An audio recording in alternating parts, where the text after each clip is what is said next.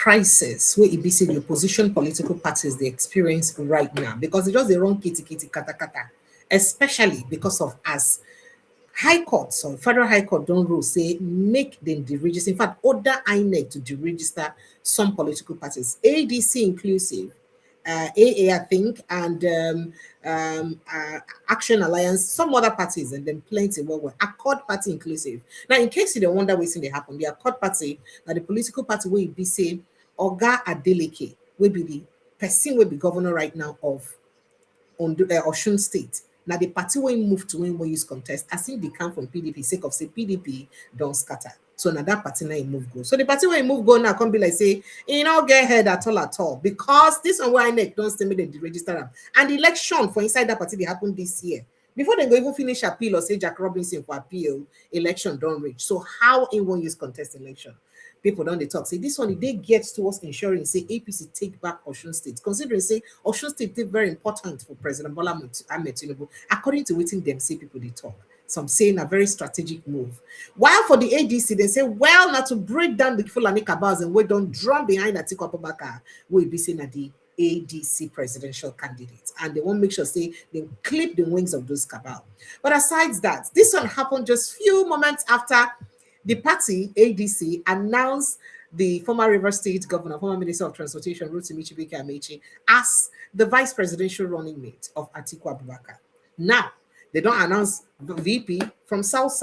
And people don't they say, okay, former governor and all that. Next thing now, they don't deregister party. How the party won't take manage this period. So as I talk to you now, inside the ADC, a lot of kitty kata kata day. The Accord Party call Oga Adeleke and the rest of them for inside Osun State, they worried and they run helter skelter to make sure that they appeal this court case. But waiting go be the essence of appealing the court case. After appealing, if they win appeal, they can't lose the Supreme Court and call waiting will happen. You say people say na trap, movie trap. Now maybe this something they set for them. While others they say now the trap where they be set for Peter Obi Kwankwaso, now be Atiku don't fall inside with this. But the drama for all of this conversation, I say Kenneth Okonkwo, where been the canvas vote for Atiku Abubakar? Where don't you see say now only Atiku Abubakar now go fit to win President Bola Ahmed Tinubu because it takes only a northerner to win a southerner for inside election. Now you make a northerner win a southerner, we will Buhari win a Jonathan. So you don't canvas. Even remember now, just last week, plenty of salt on top of in brother Peter Obi head. Guess what? As they announced running mates, they say, well, in here in see for the streets of social media, say in party, don't choose a southerner as running mate. Say ain't no go fit in good conscience support that kind of thing. Sake of say then they marginalize in own people, will be Igbo people, Southeast people. Saying no go fit campaign for that kind of thing. As it be say they don't throw away Igbo people keep from one corner. In fact, Raf Wosu will be the person will register the party, the authentic chairman of the party, and step down as the chairman of the party so that they go fit use the party form coalition. Say they not go fit deny Southeast the chairman of the party because he stepped down for a David Marco from North Central. If they're not going to use them, tell them make a step down, finish it, constantly make Southerner as a VP. When ABC Southeast never become president or vice president before. Remember, South don't become vice president before. Good luck, Abela Jonathan. He was elected with Yar'Adua. And then he finally became president, both as he finished Jonathan Yar'Adua administration and as he also be the elector for 2011. Waiting will be the faith of the Southeast. And what's be the fate of Kenneth Okonkwo now? This one amid the drama of the accusation and allegation where we say Oga catch on a make on top of the head. So people don't say air politics on the show, I'm shaking bazaar, the flow for upward. Is it that he did not know or expect that Atiku was going to take this decision?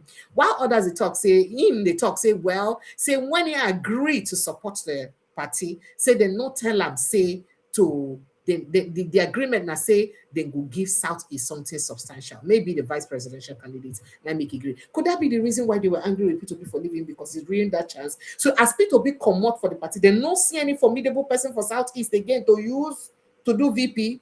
Why? It be say they can't result to using Chibike Rotimi Amaechi. Well, all of this matter and more now they bring to that this evening. Did I tell you? Say troops, Nigerian army don't finally rescue the wife of Major General Rabi when it be say then kill. They just kill him yesterday. They bring terrorism, bring his body back, but now they don't bring back a wife They can't rescue them. This same defense headquarters will be tell us the intelligence be no fit. Then try to rescue them, but the intelligence be no reach that level, be no reach. But now they don't rescue them. Hallelujah. Say you don't come back. But all of these and more issues now we get to discuss this evening because it will be very interesting in the coming days for inside politics. Remember, waiting OCOJ talk yesterday, say the presidential candidates of SDP talk, right? When he talks, say President Bola Ahmed Tinubu they talk, say nobody help him when in the opposition, say suffer and when in the opposition. So saying in duty no be to help opposition, made them struggle and made them battle and by their own selves. So is this President Bola Ahmed Tinubu ensuring that opposition suffer and battle it by itself? If this is the case, now only ADC go face this way. Do you not think that they would come also for other political parties like the NDC, even though saying a new party? Well, as I speak to you right now, one of Atiku allies them.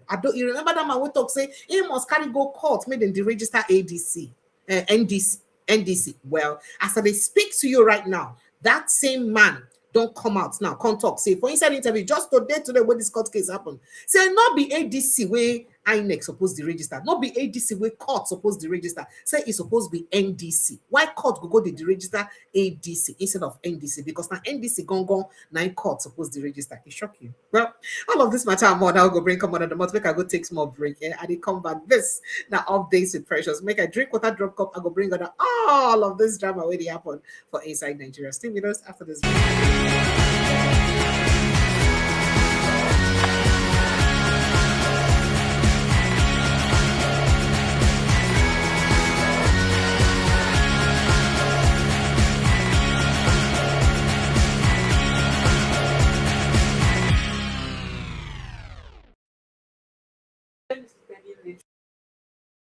Good evening. Welcome to Updates with Precious. Another beautiful day to bring on an update of all the things with the share for inside that country, Nigeria. Well, my name is Precious Ini, and it be always sweet my belly to bring on an update of all the things and with the share for inside our.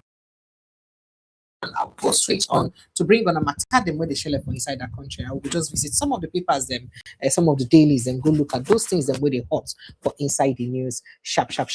Okay, so make we just visit the dailies, then make we go look at the things and where we see the share for inside our news quickly. Welcome to the show today. Okay, so make we just visit some papers very quickly and then we'll come back.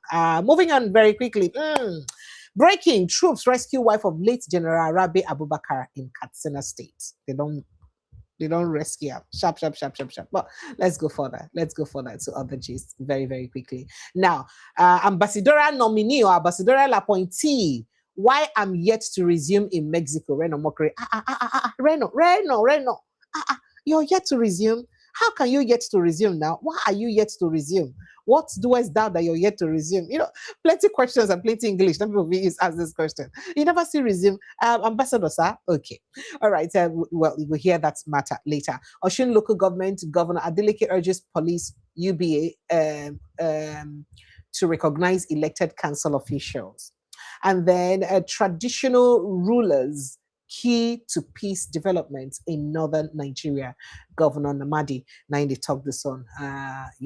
Namadi, now they talk this on. All right, moving on very quickly. Nigeria's inflation rate rises for third consecutive month. You know, this rising, are they rising? Oh, this rising all reflects the reality of what's in the happen for Nigeria. When I don't fire to press inflation, I don't press some. The neck no gree stay for ground again. Meanwhile, NDC Guba candidate in Kano State picks Kwankoso's son as running mate. Remember, so this in particular son was a commissioner under the current Kaduna State governor. But guess what? He resigned his position as a commissioner after his papa decamped from NNPP and then move away from the governor of Kano State. So now they don't make him vice presidential candidate or running mate, right?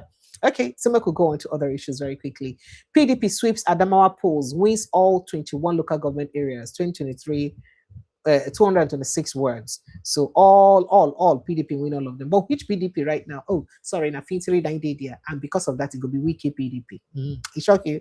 Injury to one, injury to all. NDC condemns court order deregistering ADC and others. NDC don't talk, so they no agree for this kind of court order at all. Because waiting they do ADC, then if you do NDC tomorrow, so say they no go fit support. Even though say some ADC people they sabi fight them and quarrel them.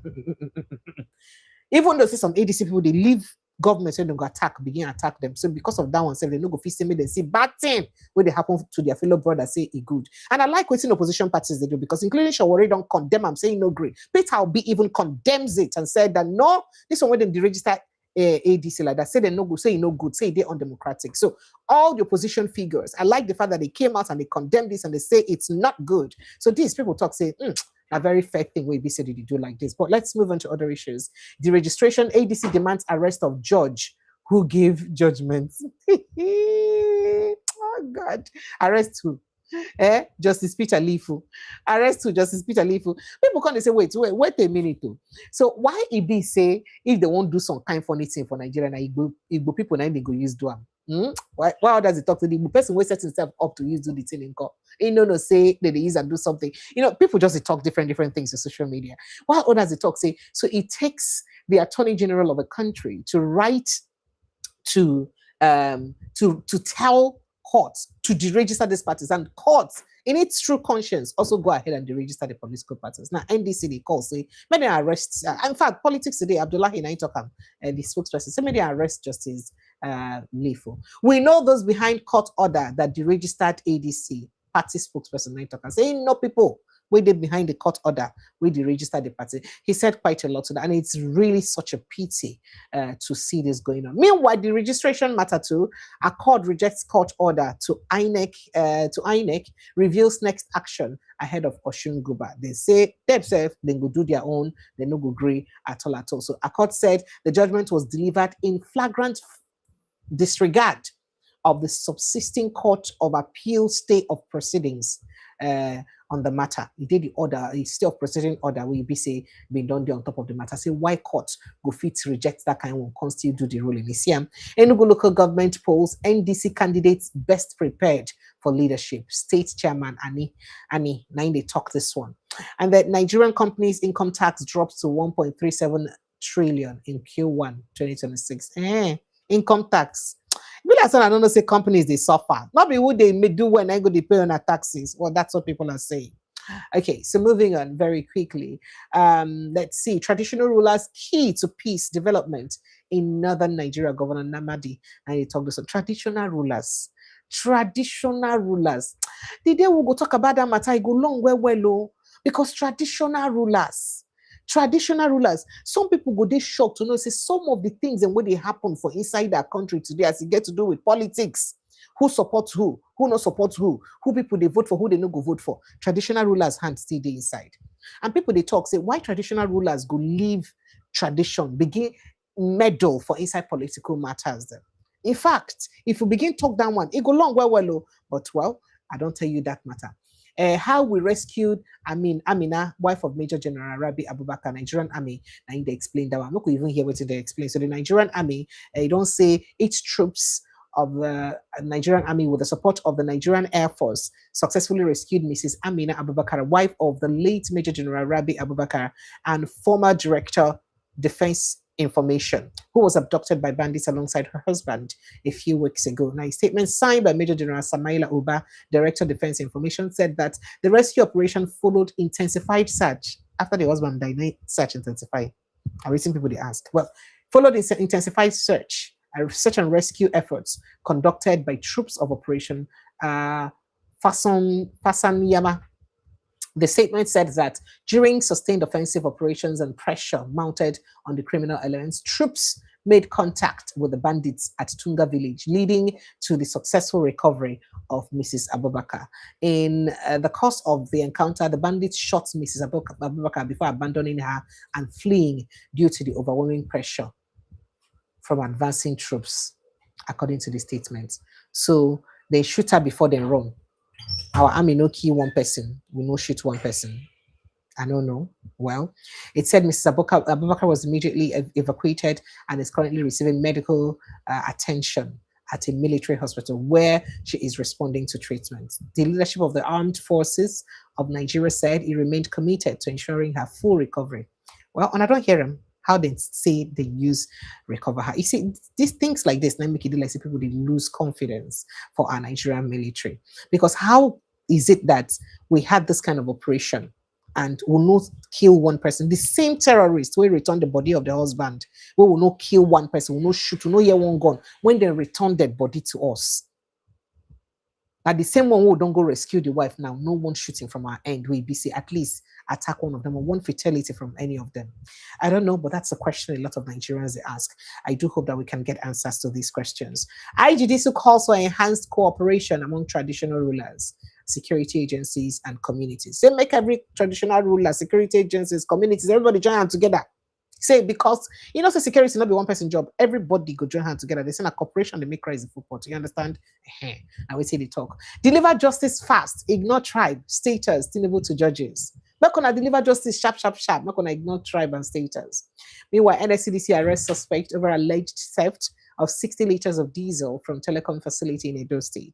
Police arrest 3 over alleged killing and burning of houses over girlfriend in Edo State. People get problem on girlfriend self, maybe the problem now.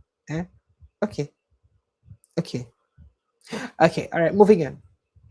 4 dead, 2 injured as suspected cultists open fire on residents in Ilorin. Police arrest 4 over alleged murder, child abuse cases in Anambra State. There was this footage I saw. I can't play it. One little boy where husband and wife keep. That boy no reach 10 years. If he even reach 8, I don't know. Where husband and wife keep for house as house help. Waiting then do that. But if you see the beating, the mark, and the way the boy was hungrily eating food. Oh, goodness me. And I'm sorry to say, why we know say character trait, no they tribal. But most of this news, they hear them from our Southeast sisters them. Why? Why do we let this kind of thing happen in the Southeast? Why? You go carry person picking. You treat the child anyhow? Goodness me. If you know if you take care of another person picking, why not drop? Tell the person, mama, parents say, I can't do this. Then carry person picking, treat them in such a humanizing manner. Oh, I beg. I don't even want to talk about that thing because it's really very painful to talk about. I beg. All right, so let's move on to other issues very quickly. Kenneth Okonkwo don't come and talk. So you see me like this? I have washed my hands off Atiku Abubakar like Pontius Pilate. I am not doing again. Okay, Keno, calm down now. Calm down. What's going on? What's Atiku do you now? Well, that now waiting people just ask and say, I thought he was a candidate just nah. In fact, he even started by saying that he heard from social media that ADC in your party, when he said that he be the leader of the party for Enugu State, remember that he said that he's the leader of the party in Enugu State, and that you never see the kind of nonsense that Peter Obi and the rest of them did in NDC primaries happen in ADC. All of a sudden, a whole leader of party for a whole state, can't they hear for the streets of social media? Look, one of the statements right there. Not be my handwriting. That is Kenneth Okonkwo writing. Just look at it. Just nego yeah. That's it. So he said he heard from the streets of social media that ADC has picked its vice presidential candidate and said they go pick person from South. Say, go grill because South is marginalized. What's going on here? People are saying, Kenny boy, sorry, Kenny Baba, and you Kenneth Okonkwo. Say, Kenneth, how can you say this now? So is it that now you now realize that you could not see what Peter Obi, your former boss, saw that made him run for his life and dived down into NDC? Do you still blame him from jumping from? Wait, is he no longer a Fulani man and Hausa man that can defeat Tinubu anymore? Or your preference changed because they don't make an Igbo person a vice presidential candidate all of a sudden? But many questions they when Nigerians don't begin asking concerning the matter. So people come and say, Kenneth, you're just growing up in politics. They never show you Shege Banza. If they show you Shege, you can understand, say, things are not always the way they appear, be the way they seem. Okay, so now actor turned politician Kenneth Okonkwo, it is even the way the news will write it. It is the way, do you guys have to put actor? That's why another politician comes and say, Kenneth Okonkwo is an actor. His role is to interpret any character given to him. So anywhere, any party, give me a break. So people, they bring down the way we say how he drummed support for Buhari once upon a time. Then changed from drumming support for Buhari, started drumming support for Peter Obi, and he was so vehemently against Atiku Abubakar. Talk about the criminal tendencies of Atiku Abubakar, in his terms then.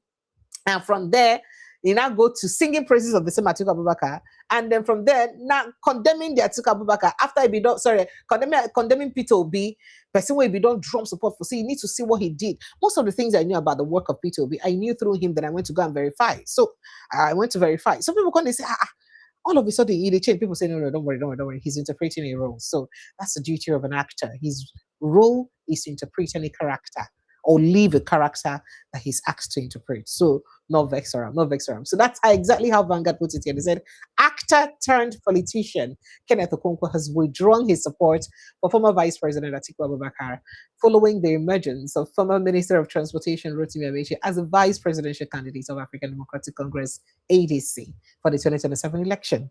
Now, Okonkwo announced his position in a statement posted on his X account today, Monday, shortly after reports confirmed Amaechi's selection as Atiku's running mate. Yeah. The former Labour Party presidential campaign spokesperson expressed disappointment over what he described as the continued exclusion of Southeast from Nigeria's top political offices. In fact, he said he don't see the message ABC put up. No, let me read and finish. The read and then make a put on there. Make a put the remaining one. Are you done reading that one? Let me put the remaining part of that story because it's still long so that you can read the remaining one. Don't tell me, don't give me the work of reading it for you. Let's leave Oga Kenneth and it matter. Okay. So yeah, so that is it. So moving on to what it said. So he talks the geopolitical zone don't they marginalize. Now Okonkwo maintains that his political involvement has always been driven by the pursuit of fairness, equity, and inclusion. But I thought that was what Dr. Kash has always said here, that inclusivity, the fact that Atiku has not obeyed the policy or ideology of inclusion, that's the number one problem he has with him. You didn't see all that then? That's a question people ask. Now, I did not join where he saw what he said. He not joined for this reason, he joined for that reason. According to him, he said he had previously urged Atiku to demonstrate his commitment to Southeast inclusion through his choice of running mate. Now, you don't see what's in it talk. People don't talk. People don't talk. Say, Kenneth, what's going on here? Kenneth, how come down the West North? How did that not know West? How did that not know that this was going to happen? How did you let this pass you by and you did not know that it was going to happen? Well, others say, well, you see what Peter B saw when he ran away, and there was no option because he would have been trapped. That's why he ran away. Oh, okay. Maybe you were part of those who thought that he would have stayed back till he becomes a vice president, right? Or stayed back to become a vice president. Well, I don't know. Well, that's the case with Kenneth Okonkwo. But moving on, court orders INEC to deregister ADC accord 3 other parties. Let me quickly take a snippet of that conversation. So the Federal High Court in Abuja has ordered the Independent National Electoral Commission, INEC, to deregister the African Democratic Congress ADC and 4 other political parties. And then plenty. So the other political parties the court directed the electoral body to deregister are the Action People's Party, APP, Action Alliance, here's the AA, Accord Party, AP, and the Zenith Labour Party.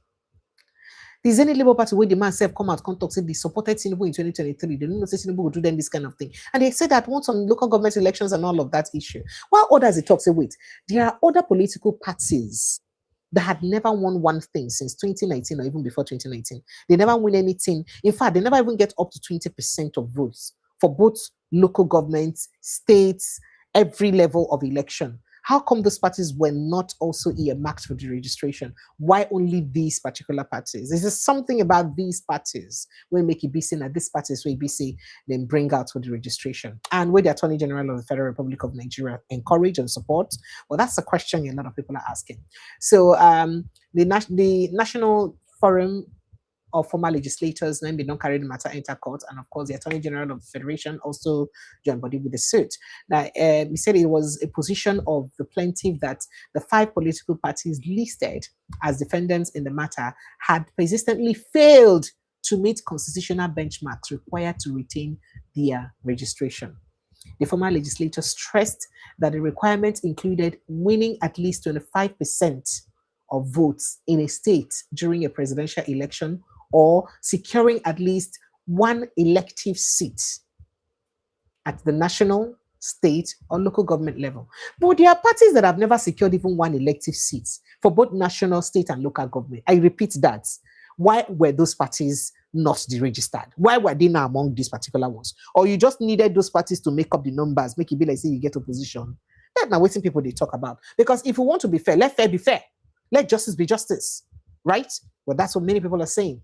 Now, they told the courts that the ADC and the 4 other parties performed poorly in both the 2023 general elections and by elections conducted by INEC, thereby failing to win seats across tiers of government.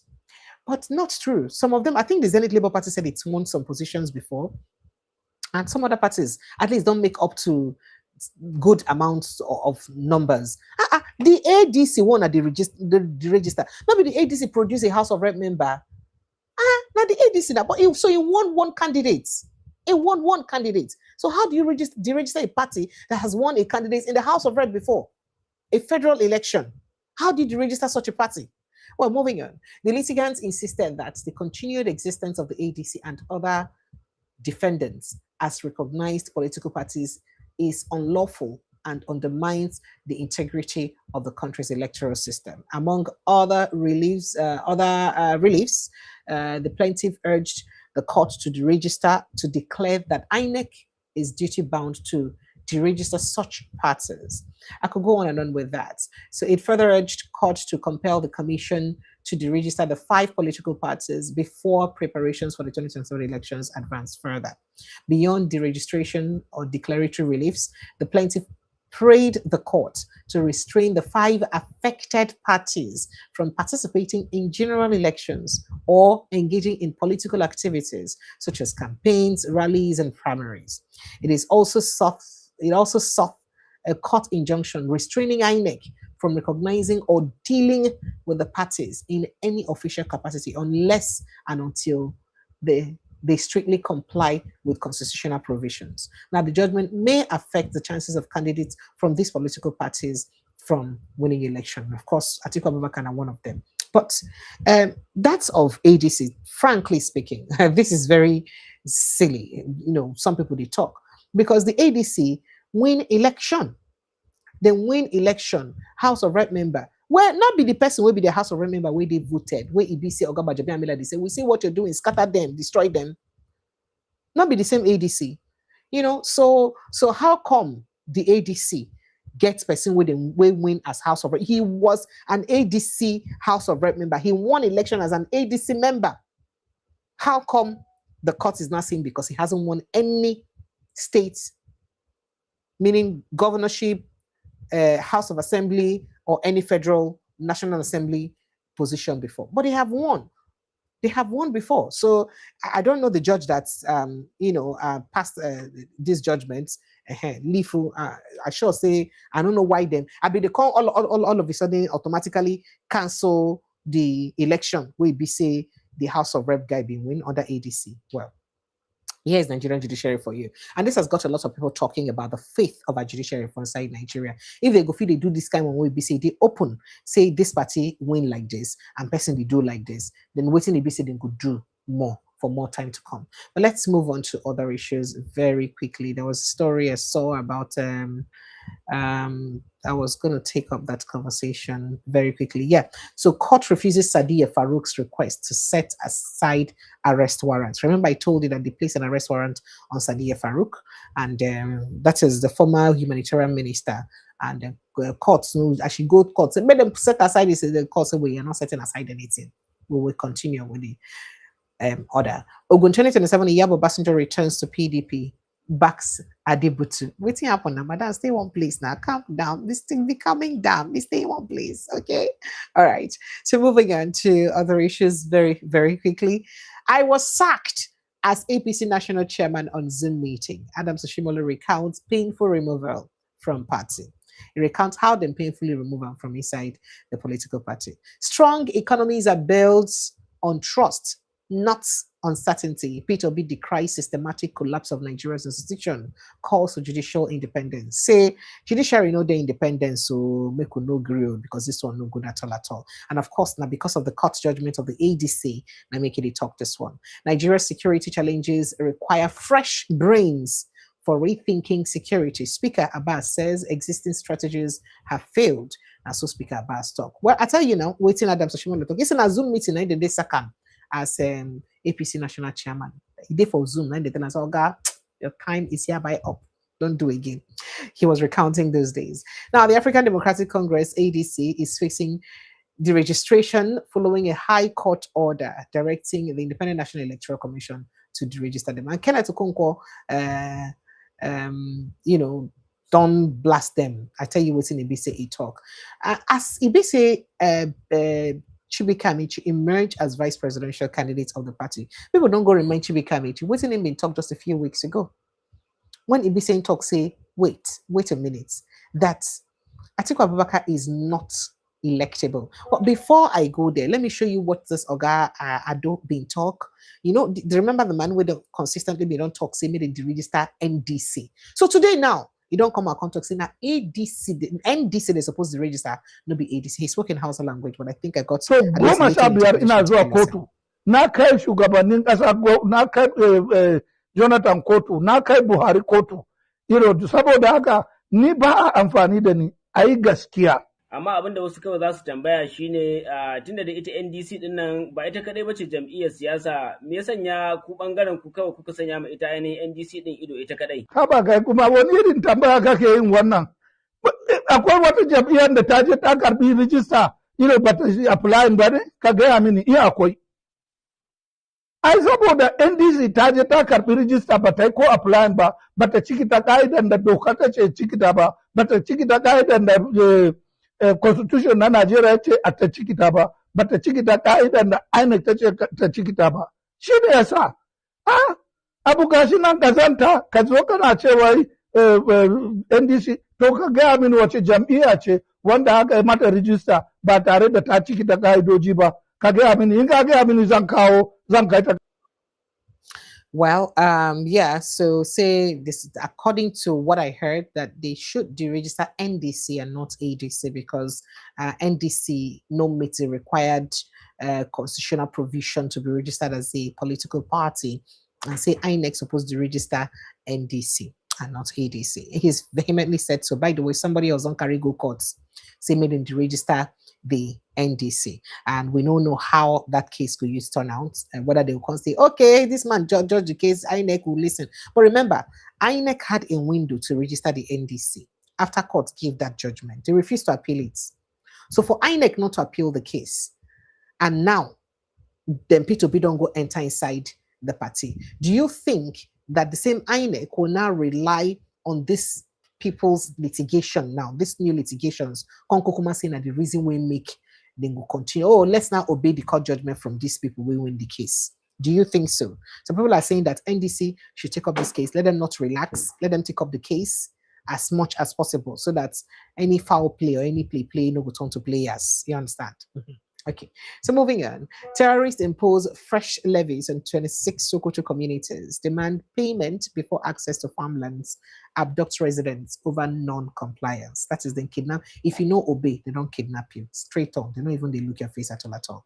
Kano government approves 1.5 billion naira for mass wedding of 1,500 couples amid worsening insecurity, economic hardship, and rising emergency concerns. What's go wet people so that they could be all right, Nigeria is losing trust in its judiciary. P2B false court order in ADC deregistration, cites annoying removal as institutional breakdown. So it be like say the whole judiciary system start to break down when they come out Justice Annoy at that time.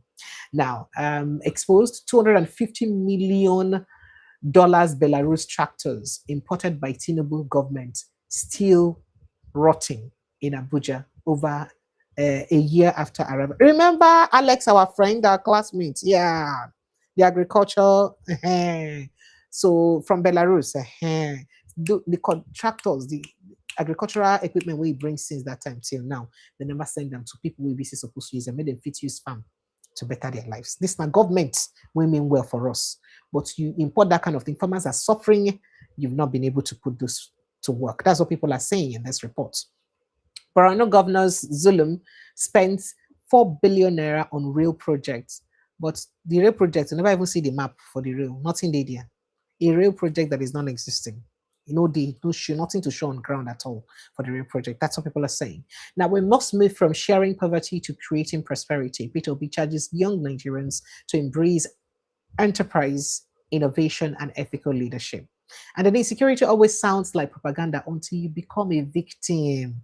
Social commentators reflect on 2015 statements by late General Rabi Abubakar, where he was downplaying insecurity and saying, well, we have almost won the security, we have attacked it, we have CCM, God forbid, say, no, say, now you go be next now.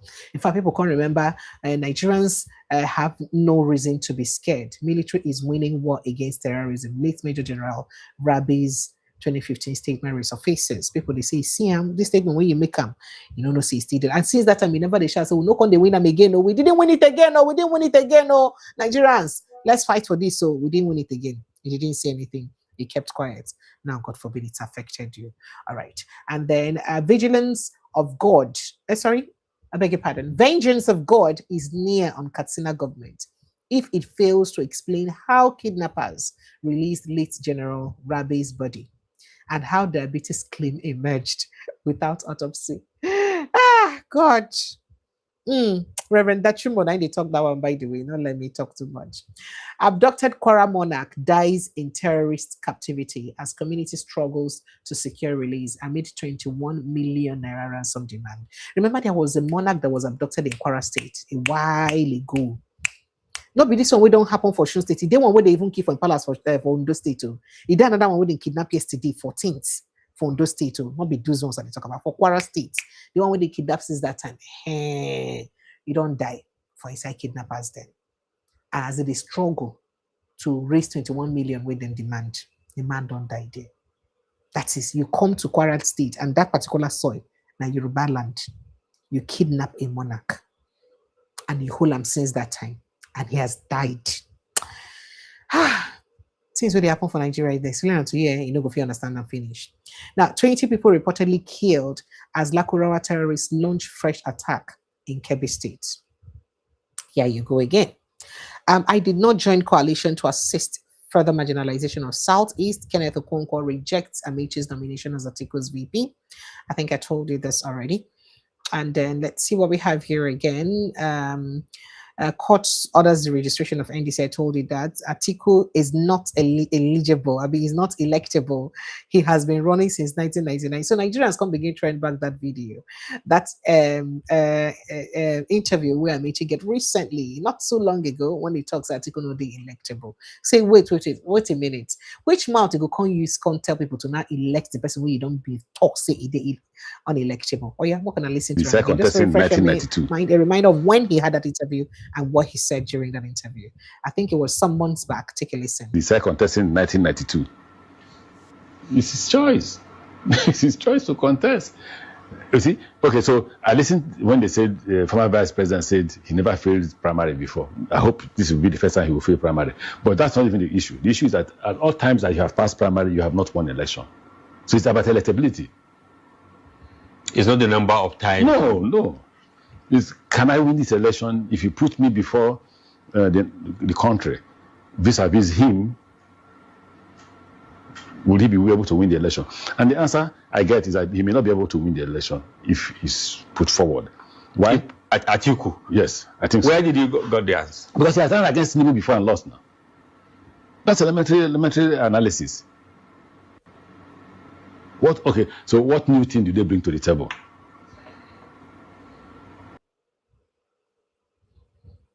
Well, you heard him there. So people don't remind them this now. Say, wait a minute. So after all this, so you say you talk now, which mouth you won't come begin tell Nigerians? Which mouth you won't use tell Nigerians? Say, okay, Nigerians, so it's now time for you to vote Atiku Abubakar and I as president and vice presidential candidates. And he even said some more. Remember when he said that we're not talking about vice presidential candidates because the presenter had asked him a question around, but people are saying that there may be some sort of agreement where you be vice president. And he said, no, don't tell me that. We need to talk about vice presidential candidates here.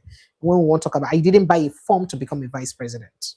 Remember that he said that. And people are saying that with all of those things he said before and what is going on now or playing out now, which mouth he say he won't come use tell people now to come vote differently for inside the election? Which mouth he won't use tell people now to do differently for inside this election or to vote him and Atiku Abubakar again? As it is a bit say Peter B no they trustworthy. I be waiting be that thing, get integrity. Which integrity can't get for the same statement? He said contesting in 1992. It's his choice. It's his choice to contest. You see? Okay, so I listened when they said former vice president said he never failed primary before. I hope this will be the first time he will fail primary. But that's not even the issue. The issue is that at all times that you have passed primary, you have not won election. So it's about electability. It's not the number of times. No. It's, can I win this election if you put me before the country vis-a-vis him? Would he be able to win the election? So I had to play this again I get is that he may not be able to win the election. I had to play this again because there's something I'm looking at. Amaechi is not a dull person. He's a very intelligent man. Give it to him, right? So there must have been something that was discussed behind closed doors that would have given Amaechi the mind to want to go ahead and contest this election. To be Atiku's vice presidential candidate. That's what a lot of people are saying. And that's I thought to even bring to the fore. What could have been discussed behind closed doors?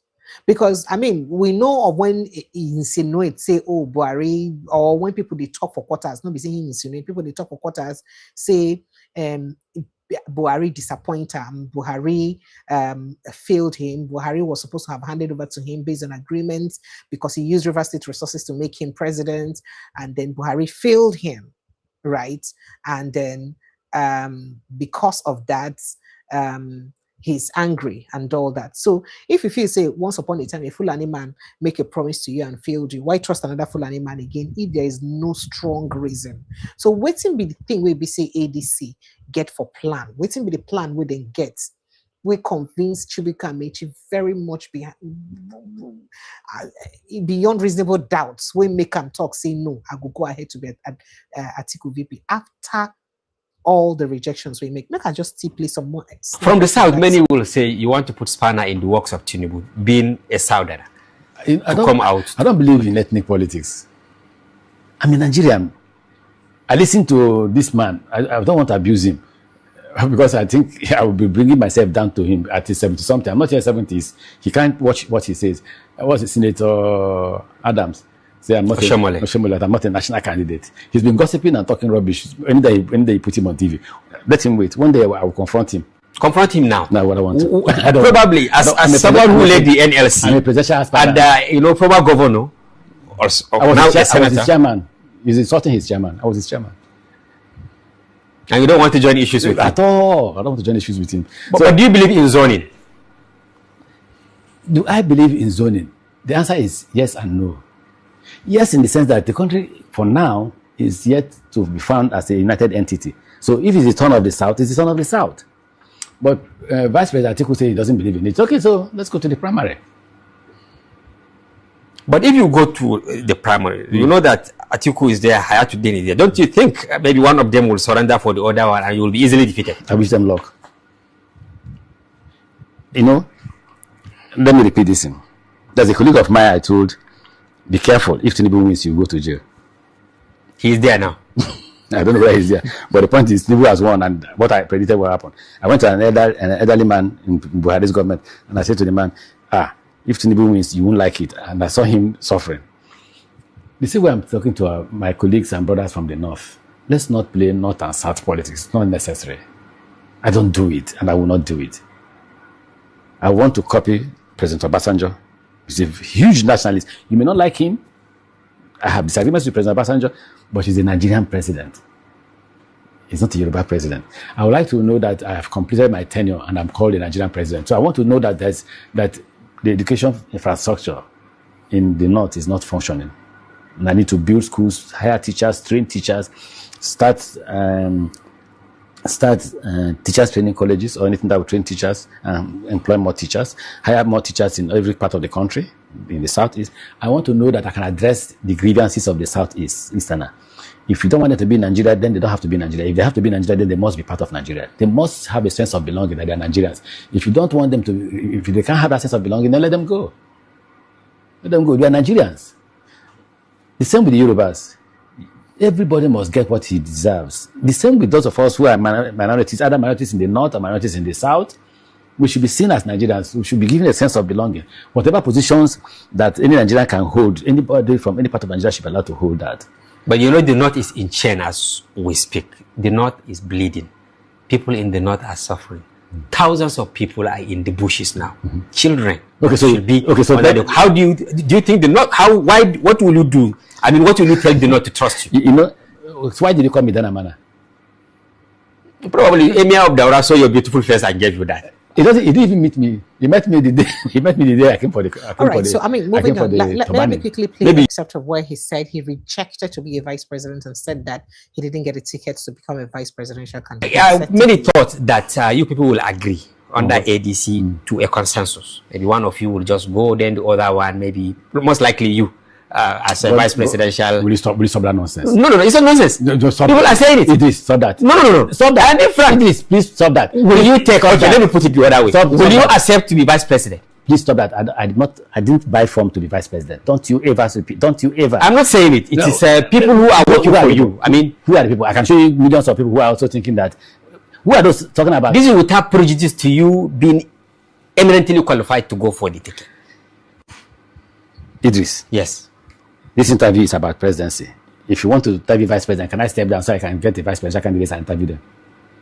Oh, no, I don't want you to go. I want you to answer the questions. Maybe you tell Nigerians that at no time you will accept that. If you want to interview vice president, can I step down so I can bring vice president? We will bring them later. You know, it's like a debate. I'm representing Nigeria, Your Excellency. So when you're ready to interview vice president, you go and call them. Okay. Have you met and discussed consensus? We have not met. We have not met. Was that the reason, you know, your, screening ought to have taken place? Was it last week? Then it was shifted to Monday, and now it has been shifted to Wednesday. What is really happening? Do I look at the national chairman? Pardon? Do I look at the national chairman? The name of the national chairman is Senator David. Yes. So only him can explain to you why the shifting. But we heard that you met with him. Was it today? He's my national chairman. I can go as many times as he's available. In fact, sometimes I get worried at him. So you can see we are following you. You're seeing what. In fact, you're seeing what my social media people are doing, and you know I don't like those. I want my private life to be left to me alone. But anywhere you go, there's something taking photographs of you. People who actually most likely believe in what you are doing. They are the ones who want information. I thought he said no. Probably. No, I thought you said not people who believe in me want me to be vice president. No. I didn't say that. I didn't say that. What I said was in the event you finally there's no event. Can you focus on? So it's just primary. Can you focus on the issue? It's just primary. I'm not the party. I'm not a vice president Atiku. Neither am I hired to do. And no, the national chairman of the party. Let us, if they want a consensus, let's have a meeting. Well, if we agree, we agree. If we don't agree, we go to primary. Don't bring those. Okay, then if you have to choose between consensus, because you are APC, they have gone far in their own. Now attention on ADC. I have finished my response to that question. No, you didn't answer this one. I would respond. Which one will you prefer? Consensus or direct? I would respond to that. I'll give you a response. But the response I gave you, if the party calls us to have conversation about consensus, we'll have the conversation. If you don't agree, this man where they talk all these things now is now confirmed as the vice presidential candidate of Alhaji Atiku Abubakar, the former vice president of Nigeria. Now, people, they say, where then lies the loyalty of politicians? I mean, when politicians say good money, you need to check time again. Are you sure it's really money? The time they talk another thing entirely. Nobody believed that Amaechi, after all this thing where we say talk, it won't settle for a vice presidential candidate. And that's exactly what has happened right now. So what changed? That's the question a lot of people are asking. And so many of us get answers to that question. Yes. So there you go. You have it. Atiku picks Amaechi. Katsina government lied. My father died of likely snake bite. Well, that's what the son of the late general said. Amaechi emerges as Atiku's running mate. I told you this already. 4 generals were murdered by a terrorist under Tinubu, yet none of their killers has been captured till today. Till today. They never captured one of the killers. Pan-Africanist activist Okechukwu alleges Tinubu ally Macron may be behind Cameroon's troops invasion of Nigeria's border in Cross River State. Remember when we talked, say, then entered the border of Cross River State the other day.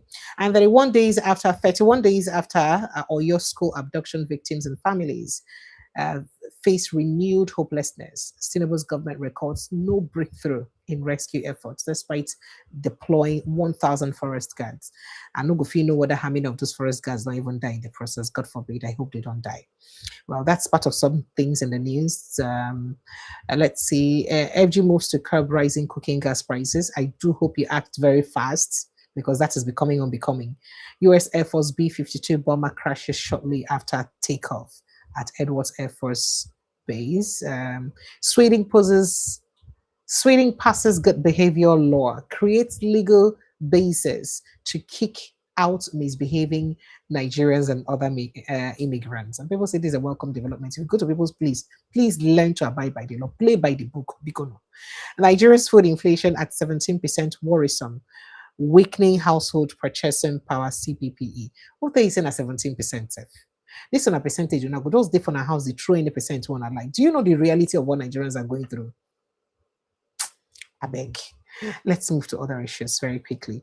FBI wanted Nigerians fraud suspect Ezeugu extradited from Kuje prison to US over multi-million-dollar fraud scheme. Court orders registration of ADC Accord. I told you already, 3 other parties. APC crisis festers in Lagos as council chairman's driver allegedly attacks party members. Oh, so APC they face their own for Lagos State here too. Lagos Assembly petitioned to thoroughly probe Ajiron murder cases amid ongoing prosecution of suspects. And then court to deliver judgment in retired General Ali Kaife's 200 billion suit against Nigerian army over detention, forced retirement. I hope he gets justice. Anambra State vigilante group accused of defying order, unlawfully detaining 68-year-old community leader. Crisis hits Enugu NDC party as aspirant allege 1 billion naira extortion in position of candidates. And then ex-minister Uche Nnaji denies evading arrest, hiding from anti-graft agency, saying no hide. Ex-presidential candidate Adebayo slams INEC for abusing power amid court order on the registration of NDC. Let's see what we have here. Okay. All right, trying to look at some other very newsworthy conversation. Osun Governor Adeleke condemns court order on the registration of Accord Party as violation of subsisting order. 4 persons killed, others injured as cultists opened fire in Ilori. I think I told you this earlier. Tinubu's government asked to stop granting amnesty to so-called repentant terrorists and bandits. They say, oh, God, stop, you don't do. Hold am there. Civil society denies link to corruption petitions on former Inspector General of Police, if Oba Awade were his father, he would have rescued him. Yoruba Union blames Kora Governor Abdul Razak for the death of abducted monarch who died in custody. So if they say that your papa, if I don't rescue him since now, if I don't rescue him, US-Iran signed a preliminary peace deal to end the 108-day war, reopen Strait of Hormuz. Not gonna let people breathe though. You people should let the poor breathe. You did not hear that. That's why our economy in Nigeria is suffering because of what people are doing. You are playing with fire. ADC wants Tinubu's government rejects court order on deregistration of the party, vows to remain on ballot, whatever it takes. Lagos residents accuse Federal Housing Authority of selling public facilities in first tax, 6 Tinubu's intervention. So people are about to be homeless. Ex-Governor El Rufai's corruption trial stalls as 2 defendants fail to appear in court today. 1 year after your water massacre, Benue survivors still displaced, live in fear. Amnesty blames Nigerian government for cycle of impunity. Why we need the face bring that money to help people who BCD displaced? Why do we rather spend that money on reintegrating the terrorists that put them in that position? Why do we do that? That's a question maybe people they ask. So very quickly, Pat Otomi had an interview earlier today where he said a few things. But before I go to Pat Otomi, also the presidential candidate of APM, right, Donald Duke, was asked a few questions, and here's what he had to say. Take a listen. We have a lot of candidates from the South for this 2027 race, which you are one of them. we know that Peter Obi is one of those that young people always like to say, Peter Obi should go in for. We've read your profile today, discovered that you are very high there. How do we contend with this to ensure that you, Peter Obi, and several other persons from the South are coming on for this 2027 win? I'm not running on the basis of North and South. I'm running on the basis of a Nigerian. And democracy is all about options. And I respect all the other aspirants and candidates. But it's important that we give Nigerians an option. Hear from us and decide. We can't narrow the field to North and South. We must go beyond that. Let's reduce the field to being a purely Nigerian field. And that's the basis upon which I run. So what are you different from other candidates? You'll find out in due course. Okay? Okay, you said that we're going to stop importation of food into Nigeria to ensure that we have a local production. We must work towards that. We must work towards that. So you can't look. Anything that is essential must be local. Food is essential. You can't import food and survive. We're not a small country. We're 230 million people. We must find work for them. Look, in 1980, the Nigerian budget was $25 billion. Today, that population was 76 million people. Today, we're 230 million people. Our budget is still $25 billion or thereabout. Why wouldn't you have bandits? You see, what is happening, all these things we're talking about, bandits, kidnappers and all that, it's economic pressure primarily, right? And it didn't start today. It's been growing, and we didn't pay attention to it. Rather, we focus on exchange rate. Today, if the exchange rate is 1-to-1, everybody will clap. But what would happen? We'll import everything, right? We must create jobs. We must create jobs, each and every one of us. For you to be dependent on another human being for your livelihood is a failure of yourself. So we must equip our people to create jobs. You know, when I talked about free education, each educated mind is an asset, right? You don't ask people to pay fees to become an asset, right? You must give our people the tools to thrive. And that's what this is all about. As long as people don't have jobs, can't feed themselves, can't clothe themselves, can't house themselves, don't expect peace. All of us, we the elites particularly, we're endangered species. What would be your plan? Well, that now waiting EBC Donald Duke talk. What do you think about what he said and the concerns he's raised? I'd really would love to take your opinion on what he said and these concerns that he's raised. Phone lines are open. Please do well to join the conversation. 081702940077, or you click on the link. Preferably, please click on the link on the pin post. It will bring you straight into the studio to join the conversation. So that the post is already pinned. The link is already pinned on the pinned comment section. So please click on that link and it will bring you straight to the studio. Still looking at some things that happen for inside the country, talking about the election. The governor of Anambra State don't encourage the people of Anambra State to drum support for President Bola Ahmed Tinubu, and he's the governor of the state where Peter Obi comes from. Take a listen. APC, I bring you greetings from the All Progressives Grand Alliance, APGA, and I am here on a solidarity march with my own brother, my friend, my brother, the Right Honorable Governor, who by the grace of God is Governor of Ebonyi till 2031. I am also here in solidarity with you because today you are endorsing the President and Commander-in-Chief of the Armed Forces of Nigeria for a second term, Asiwaju Bola Ahmed Tinubu GCFR. I've come in solidarity because progressives are working together. Progressives are working together. It is time for progressives to unite. We are going to have our own day. APGA will soon be meeting and will make its own statement. And I believe thereafter, progressives all over Nigeria will be coming together under one umbrella to make sure that Bola Ahmed Tinubu continues the great job, the foundational structure that he is laying now for Nigeria. So I join you in solidarity on that, and to also say to Umunne Mundibo, enough of the politics of lamentations. We must now move from the alliance for protest to alliance for progress, alliance partnership for prosperity for Ndibo. Ofeka amara mgbe eke nkụ kwa. Kama efi anyị ga-agbafe ọsọ anyị egbubeli ọdụ. We must now unite as Ndibo, and we must not waste our votes again. We must not waste our votes again. Kana ubona gaga, ubondioma, ubona gaga, ubondioma.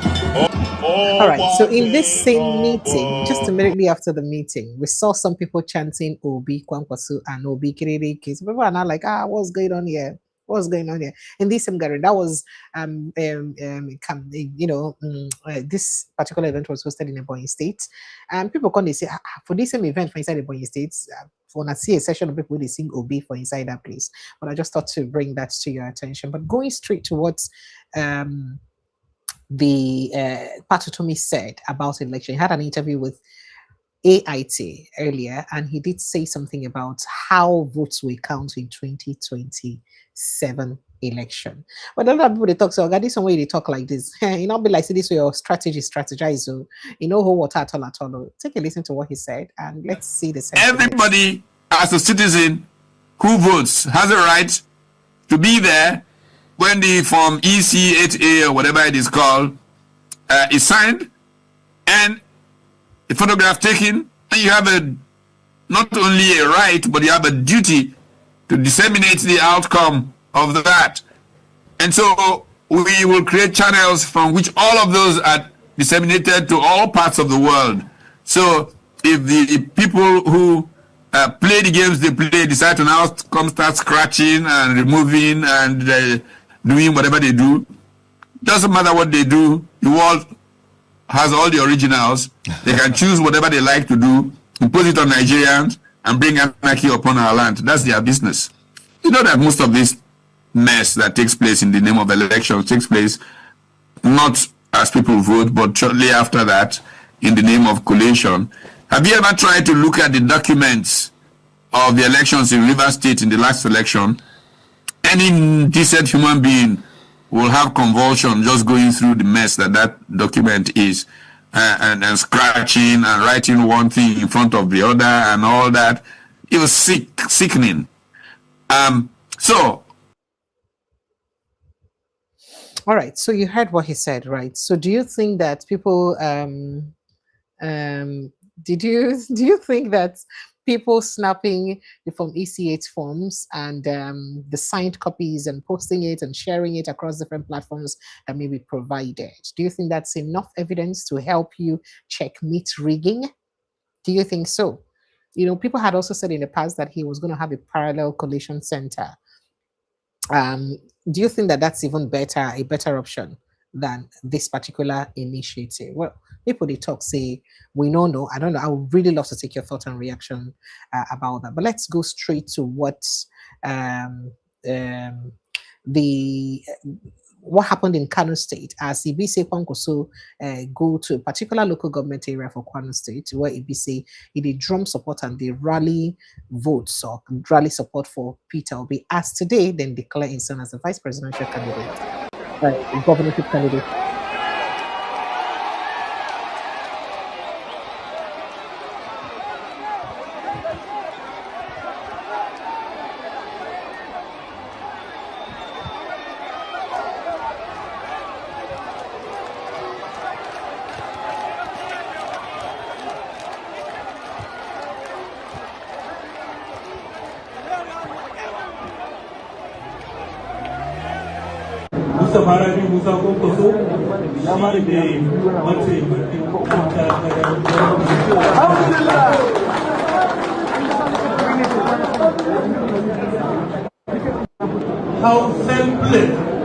How selfless he has been.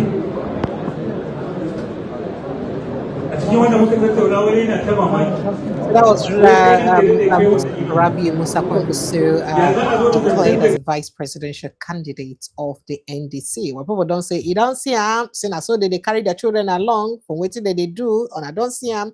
Okay, so earlier today, the Attorney General of the Federation talked about how waiting the effort of the federal government to ensure, say, then deal with terrorists as they talk. So many of them, they don't carry them go court and they wait for waiting they say the court matter go take be. Even as some people they blame President Bola Ahmed Tinubu for waiting they happen about insecurity because in this administration, this is about the fourth phase. I mean,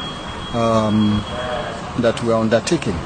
So the message is that let everybody know that terrorism in whatever form, shape, will not be tolerated, will not be condoned, and will fight with every inch of our blood to ensure that we make Nigeria a safe haven for everybody. Can we know the total number of the suspects? Well, for this phase, the ones we have today, we have about 390. Tomorrow, 490. Tomorrow we'll have 84. But this 84 does not include the 100 that was 102 that was brought forward from the last phase.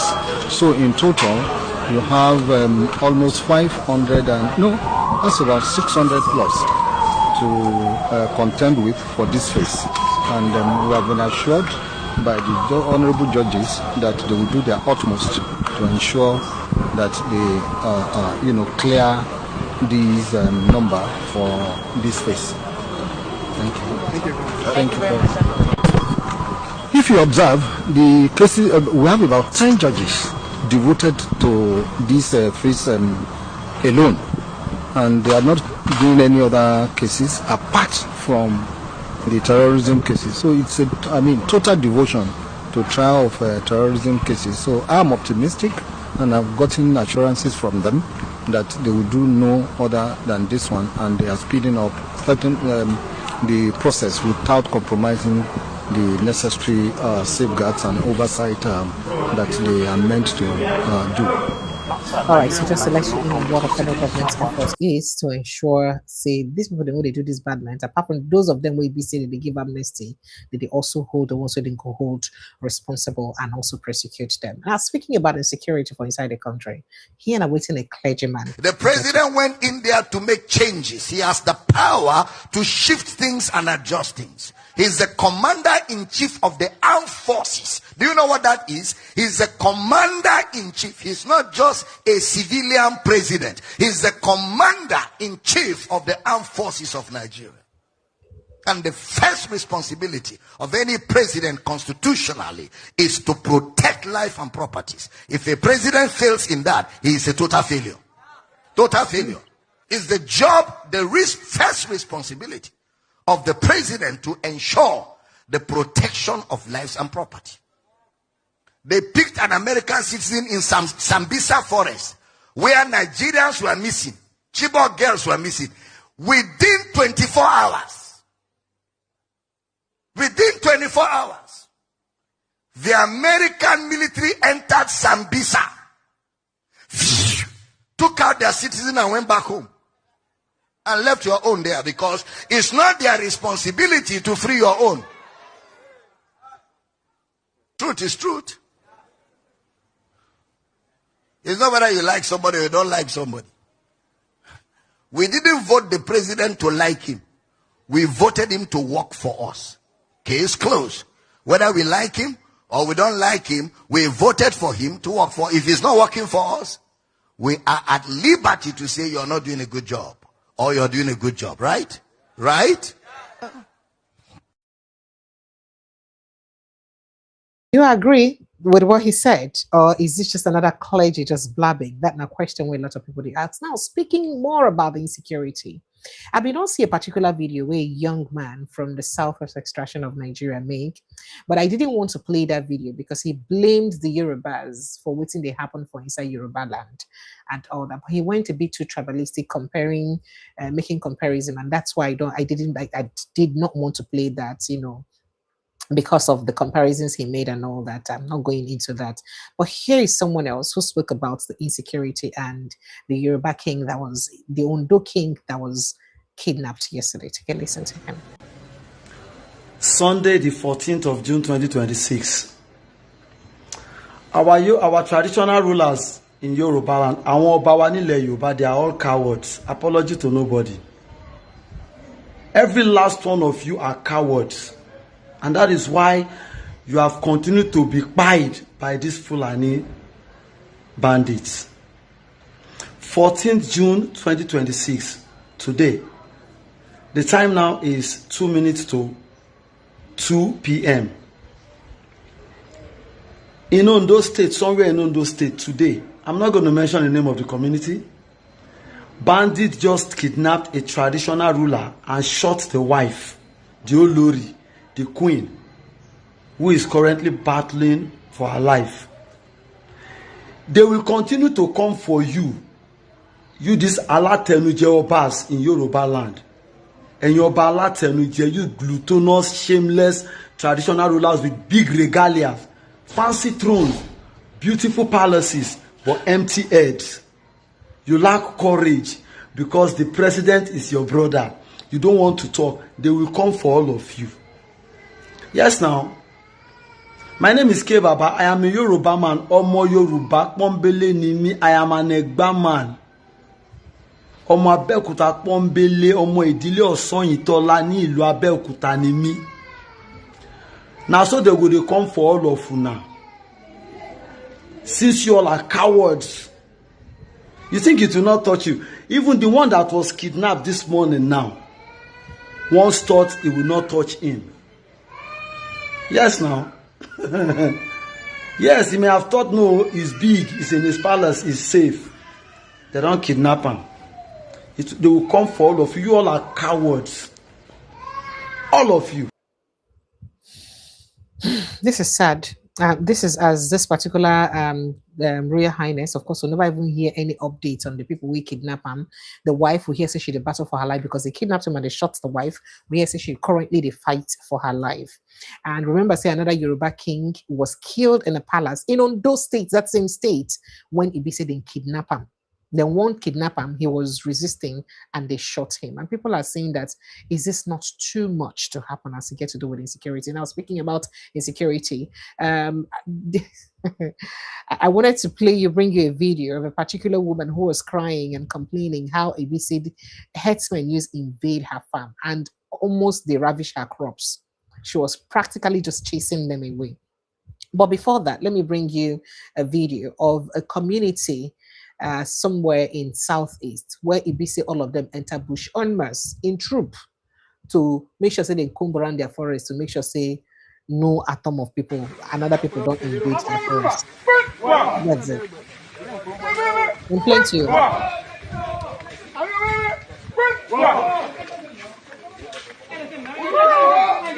Why not be at the ball? What my mama no? Unuchewo. What my mama no? Agora munuma mama no. Oh mama, mama no. Oni your mama no. What my mama no? I get it to the can in Nunuji go so uno. Mo say I special culture. Ani I don't fair. Ana go can de bele na na ke chinda ka begen anjo hankele to madu mini ngane adi pa madu si bonange geji kina posation we bi e geji anko malo wo je nje nwa an to ka unu mara gba mmemme wan za awi fonyolu awi igwo ne baka to gba security will everybody's business oya manje go so wan ni etan anya etan ni hin. All right, so let me just leave it here. So the men in the community mobilize themselves, combed around their bushes to ensure, say, no infiltration by any other person for inside the bush. Now, people are saying that this is an example that the rest of Nigerians should now take up to ensure that they comb around their bush to make sure, say, nobody they inside their bush. Should that be what should be done right now? That's a question will be say a lot of people they ask, because people say, waiting be the way forward. Waiting people need to do to make sure, say, then they safe. you don't reach that level where you say, not just that people would have to ensure their own safety, they would have to do what they can. I saw that video where that woman was crying and trying to chase away these people from her farmland, and it was just very pitiable. I felt very sorry for her.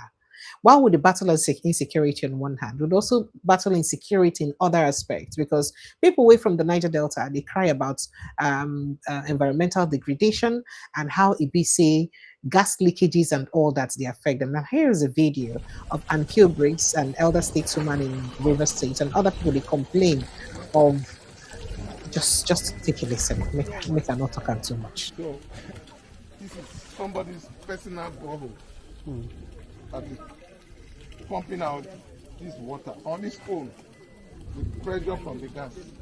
You can see the water has pressure up the moon.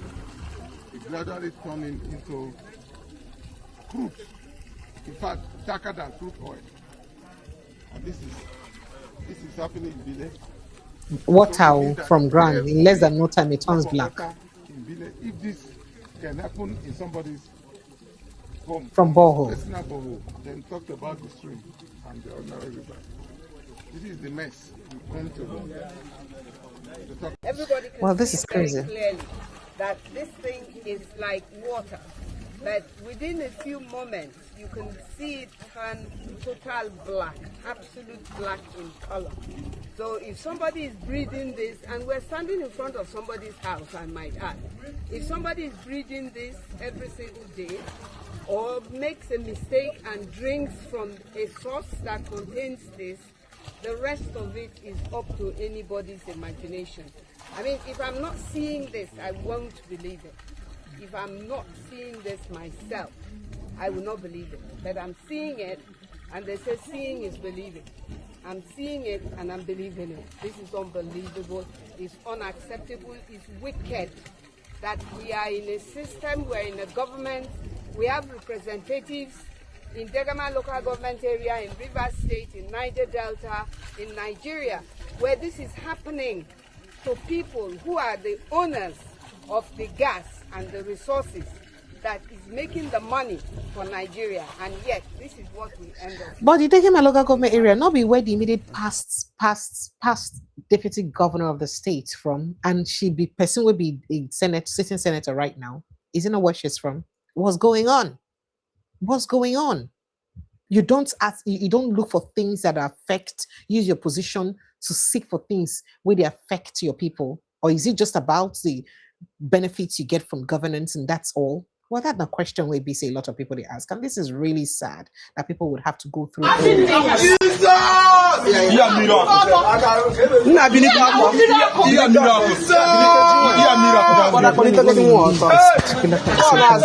on very quickly. All right, so moving on to other issues. South Africans are now complaining. They say, hey, their businesses they suffer both in their country and outside their country. As Ibise, to the extent that some South African artists are now losing gigs outside South Africa. And then some South Africans that own businesses outside South Africa are complaining about perhaps host communities or host countries and waiting then they do them for the businesses we Ibise then get. But before they make a share, just allow the phone lines are open. Please do well to join the conversation. Click on the link on the pin post and welcome to the show. Good evening, T.Y. Danjuma. Welcome to the show. Good to see you. Our author, the latest author in town. Welcome to the show. Thank you. Thank you so much. Thank you for giving me that advert on your platform. How are you? Welcome. Very well. Thank you. Welcome to the show. And I hope I'll be selling fast, very, very fast. Okay, so before that, make I show you just a quick complaint with South Africans that makes up before I take your the issues that we are raising. The brand, it is hurting. We can't lie about it. The backlash, and that's why part of the work that we are doing as government as well through DECO is engagement with businesses abroad, South African companies abroad. Minister Lamula has met with them, and we're providing services, support services and consular services for those businesses on the continent and outside the continent, so that where they face a backlash, where they face difficulties, there would be. One of the areas that we would have to look at as well, that has come to my attention as well. It's our artists. Majority of South African artists perform on the continent, and many of them are seeing their gigs being cancelled. So that's another impact of the work, because they benefit quite a lot. They perform on live performance events and everything. So they are receiving a thing. We've not been able to work together. So we'll definitely work together with arts and culture to understand the impact for them to get. But one artist did reach out to me to say all her gigs were cancelled on the continent. She was meant. This is an income lost by a South African. So the brand does get affected. And that's why part of what we are doing is to explain that South Africans are not xenophobic. South Africans are not calling, and we are also saying to South Africans, let's be responsible. And that's why let's deal with the issue of illegal immigrants. And that's why all the others are saying to us, South Africa, we understand what you are dealing with the base, on the basis that these are illegal people, therefore enforce the law. And those that you have within the borders legally, please protect them like you'd protect South Africans. So that's the message as well, that we continue to do. So, but have they protected the ones that are legal in their community? Because I saw a lot of people that have legal papers where they say they lynch, they beat, some way they even kill. So did they do that? Have they done that? Have they done their best to protect legal immigrants? Most of the ones that have returned from Ghana and from Nigeria were all legal. Most of them. The ones where they're illegal, not plenty. What did they do in protecting them? They were lynched, they were killed, they were attacked. So why didn't the South African government say, you don't want to hurt their people at the same time, you also don't want any immigrant at all. But then you want your people to be immigrants in other people's countries, doing business legitimately, and you don't want their businesses to get hurt. I know fit. I know. Well, I beg no verse. Put smart for all the talk we say we don't raise this evening. See why that. You not go change every minute time they change name. Which one be book machine? Come on, glasses now they see your face. So guy, come on, glasses. Open your eye, no, they see the color of your eye. Why? I see our author say wear glasses. Some they shine inside your room. Some they shine. I want you to fall in love. I don't want you to fall in love. Unfortunately, I can't love you. It's not possible. My love is not. My love not did that cheap. That's very far from happening. Welcome. Welcome. All right, T.Y. Danjuma, go ahead and shoot. Yeah, okay. Greetings. How you doing? Fine, sir. Well done. I'm saving up for your book. Oh, thank you. You know the shame. Ordinary book now they save for. You know the shame. You want to do guy like you. You know who your governor is. You see your background. You are more closer to my governor than me. You see the heavyweight in your background. You see the two heavyweights in your background. Now you come out the talk say they save for how many dollars again? Remind me, just $12 is all you're saving for. No, should I not buy it for you? Me with the Nigeria, make a buy them for you. They make mounts. I can buy 100 of it for you. Whether it will calm down. It is speaking tongues. I understand your language. Now, let me sorry for you. Now, South language with that. You're supposed to understand what it is. They affect themselves. You know, says network don't hook them. All right, go ahead, please.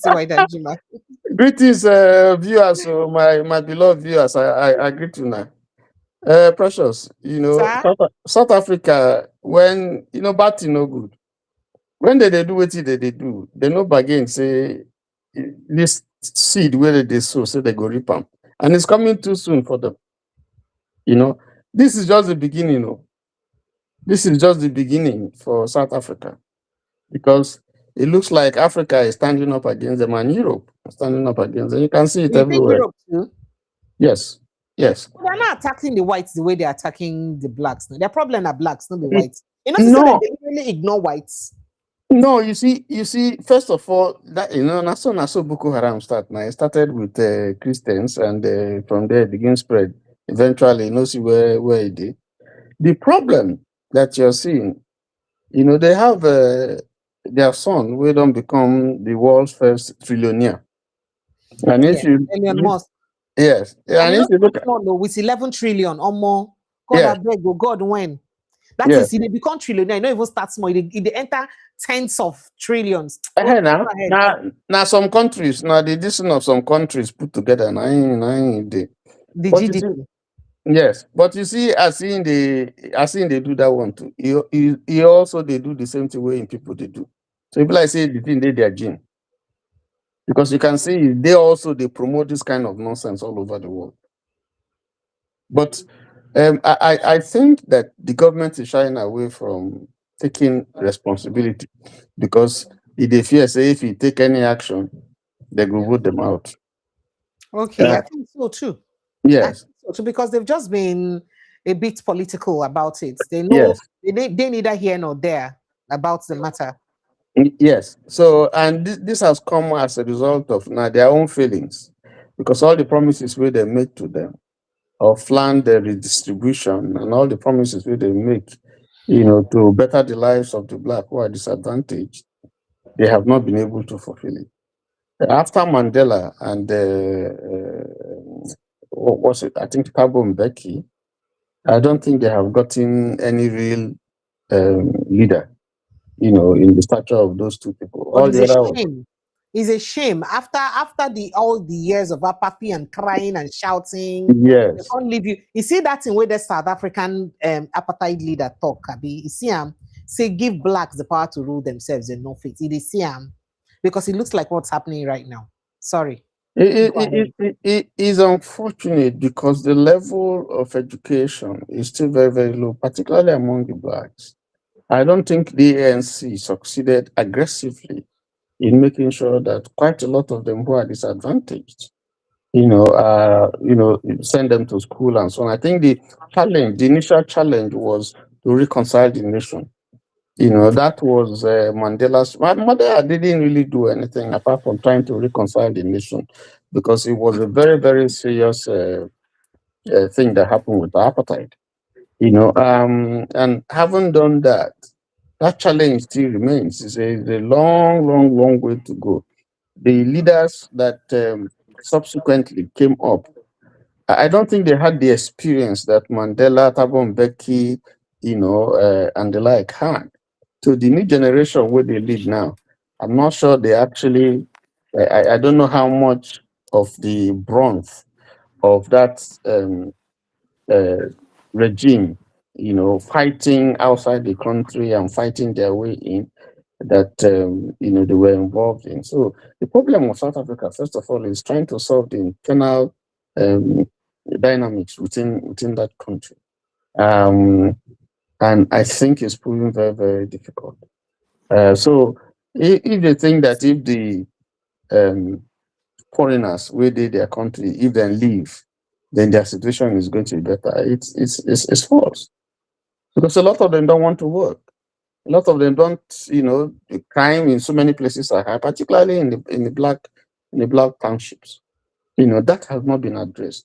The health challenge, road infrastructure, and so on and so forth, are issues. The divisions, segregation. Even though apartheid is over, but you can still see the relics all over there. So these are some of the challenges that you have that they're dealing with, and it's unfortunate. It's sad.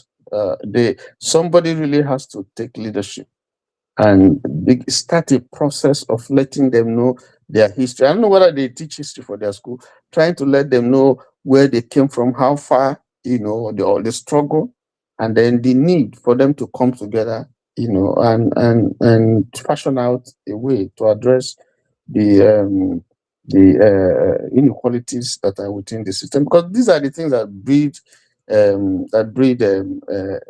this kind of thing.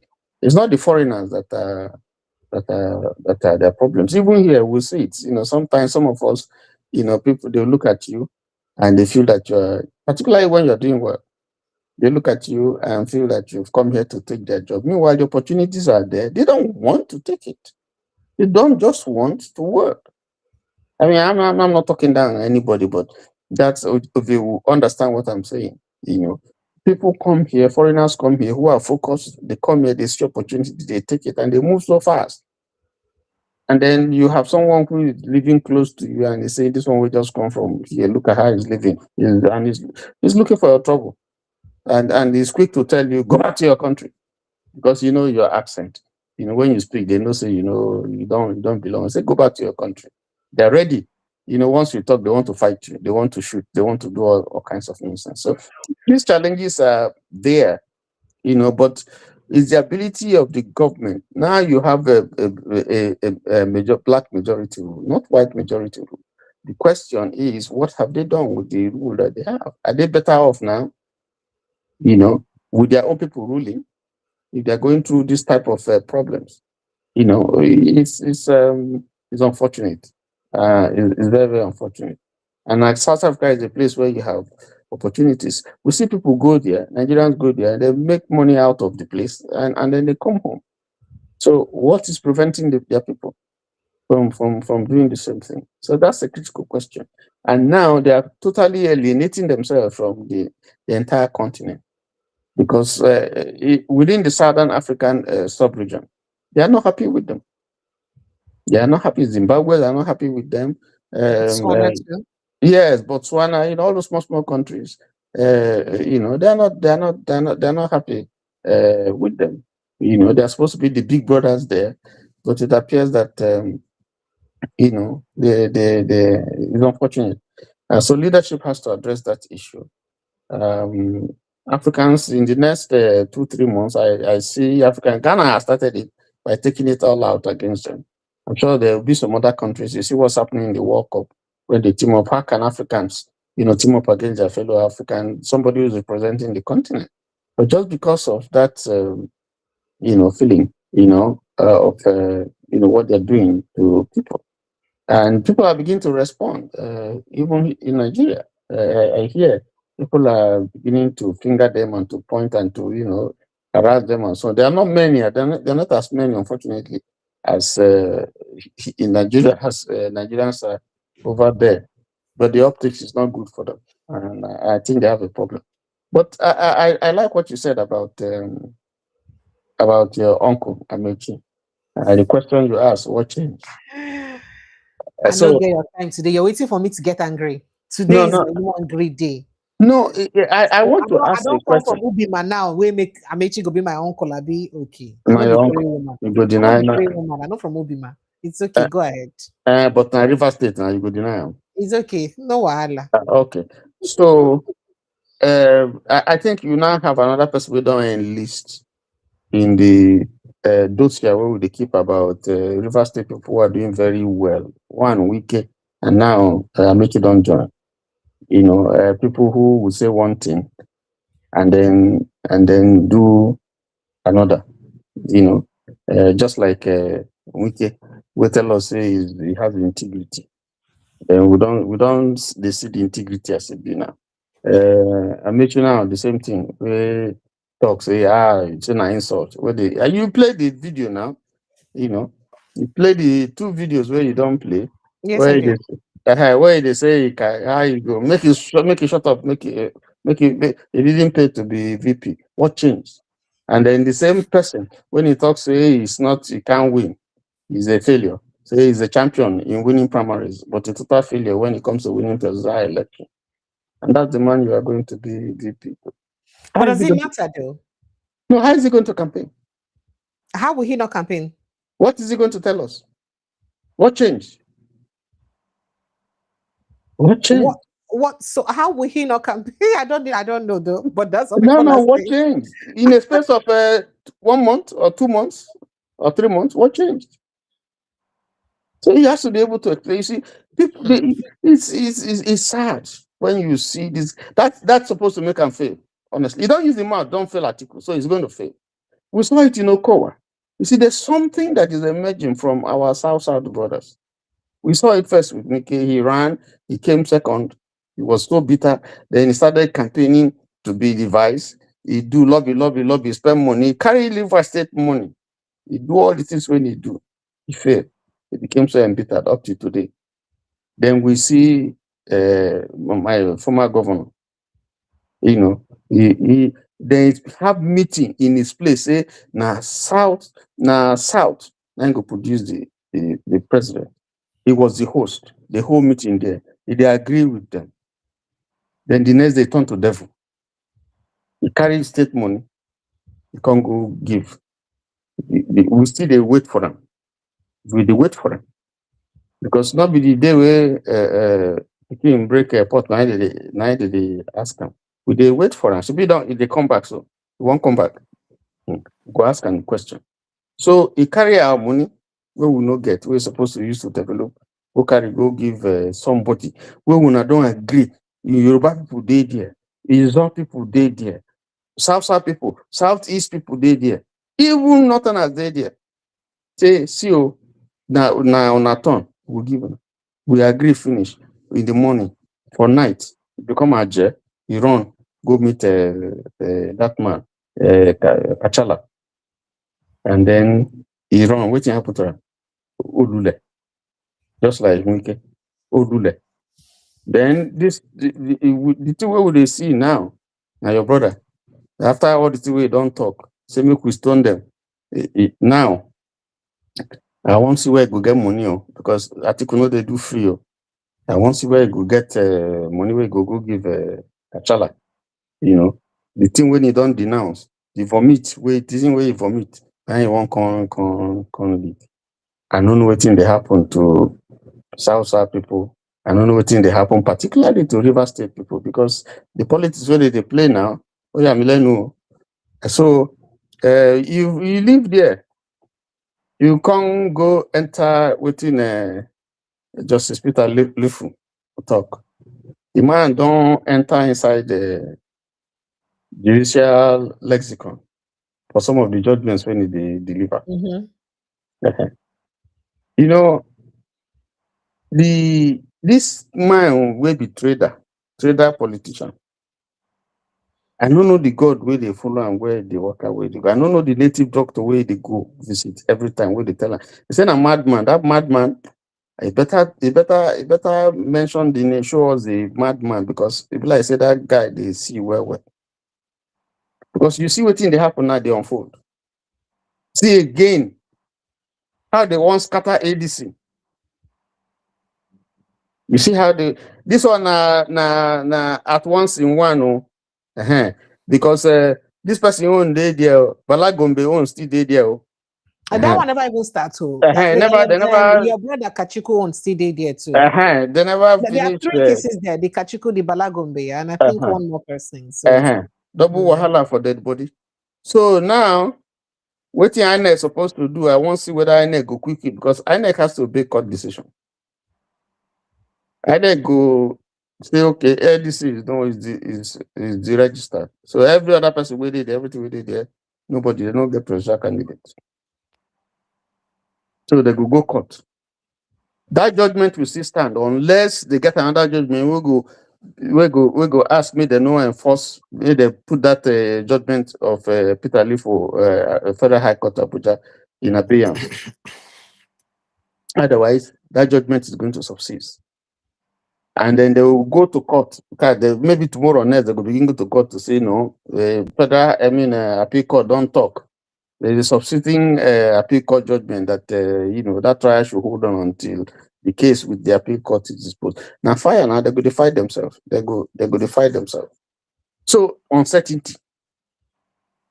That is one.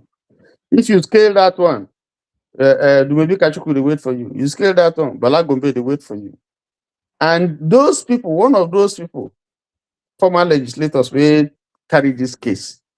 One of them now used to be an aide of somebody who is serving in the government at the federal level. Of course, some top politician. So he appears to be working. He appears to be the voice of waiting call. So they know the voice of Esau and the hand of Jacob, and the hand of Jacob and voice of whatever. They know waiting. They know the game where they play. Okay, but I think these are not good times for ADC. Now this thing is now OBC. It be like say somebody there's somewhere where they say, oh boy, go like this or go like this or come out quick. Oh, this now waiting they won't do make you move fast. That's not saying that NDC should just sit and with their eyes closed, go and sleep with their eyes closed. No. Now game now with the CEO. As they apply, you know, one case still they cut. The other man, Doctor, what do they call him? That one where you play in this thing there, where they para, they don't knock in case off. But another person don't go. You remember, another person don't go take ADC to, I mean, NDC to court. Yes, one another time person, the person self, now this person friend. The person will take NDC to court. That man with the para now friend be this. Yeah, you know, say this one with the para, they know I'm as Atiku guy. So maybe now what's make no one using and go, but him they don't talk, so he go carry the matter go court. But in friend now, I don't carry NDC go court. But people are saying that on which basis, well, you know, say nothing impossible for our courts for Nigeria. That's just the fear people get because NDC had the opportunity. I mean, the INEC had the opportunity to take decision. 90 days. They didn't. They know leads. They know. Yes. So what's your business? And then come recognize the party because of their failure to. So after this, would you not say that because somebody else complained, what's be the person business? Locus, yes. Will make them. So yes. I don't know if INEC will not say, oh, this person litigation now don't help us remember. Say. If like say we'll be make mistakes, so we don't recover our mistake. You know, so nothing the impossible. Nigeria is a crime scene. You know, see Supreme Court they reverse itself for a judgment when you don't give what's supposed to be president. You go see come, you go turn them the other way around. So Nigeria, anything.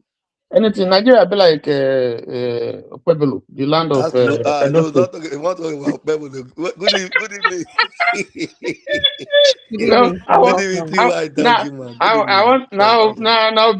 attack? It be like Doland, you know, where anything goes.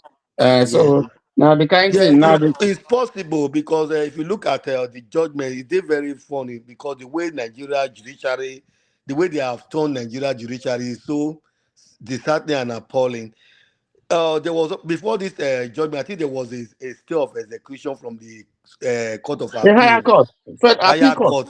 Appeal court. Sorry, appeal court. There was a appeal court, which is a court of appeal. Yes. So now this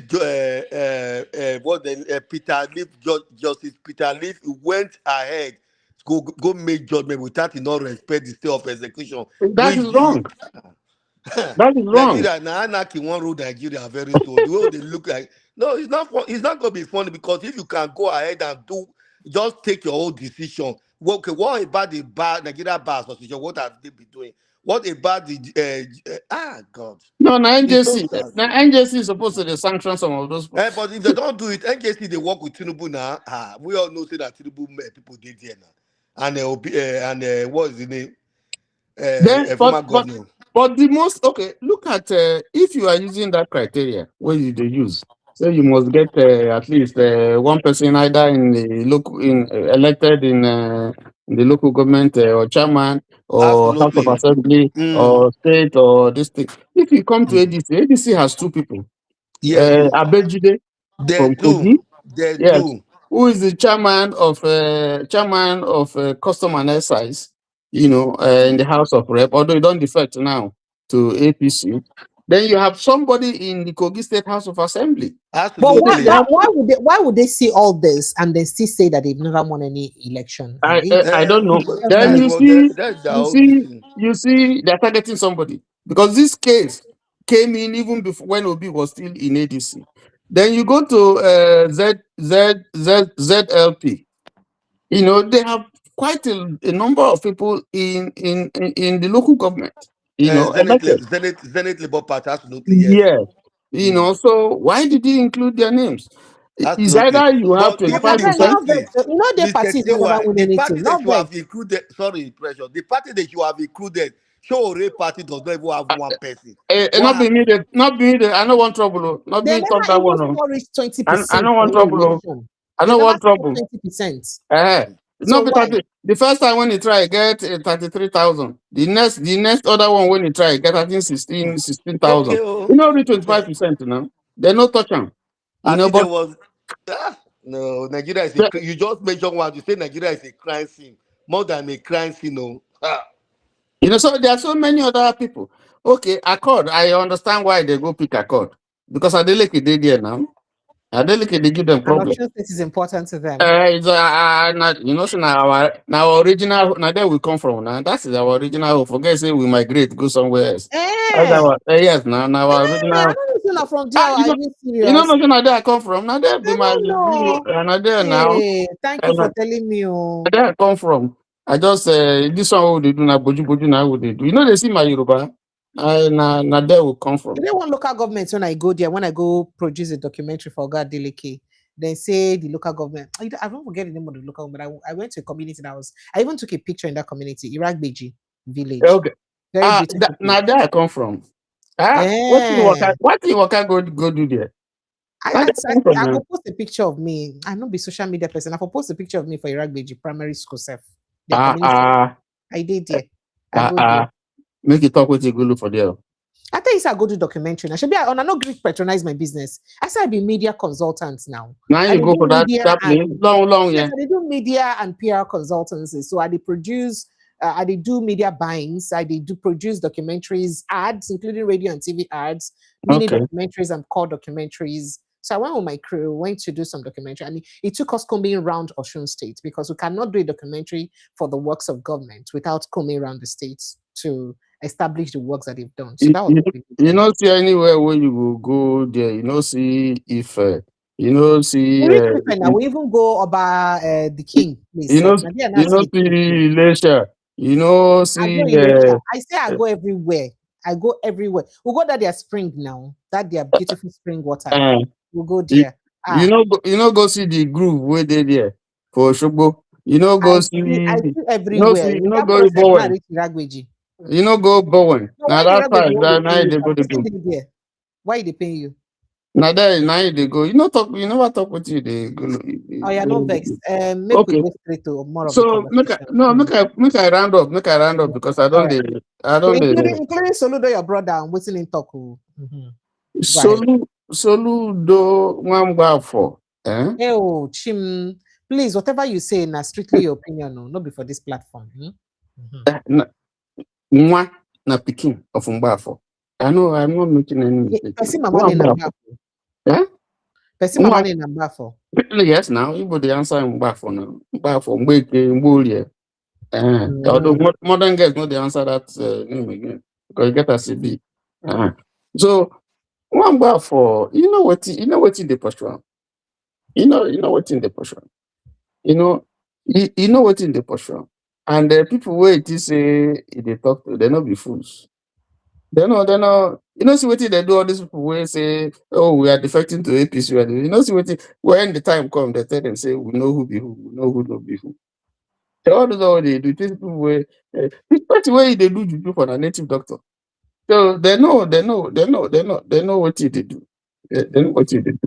But I'm sorry for her. You know, see what they do to what if this guy will be what if you know where the Lagos State we hold some what do you know why are they forgetting where they nearly the manhandle when you go Ladipo.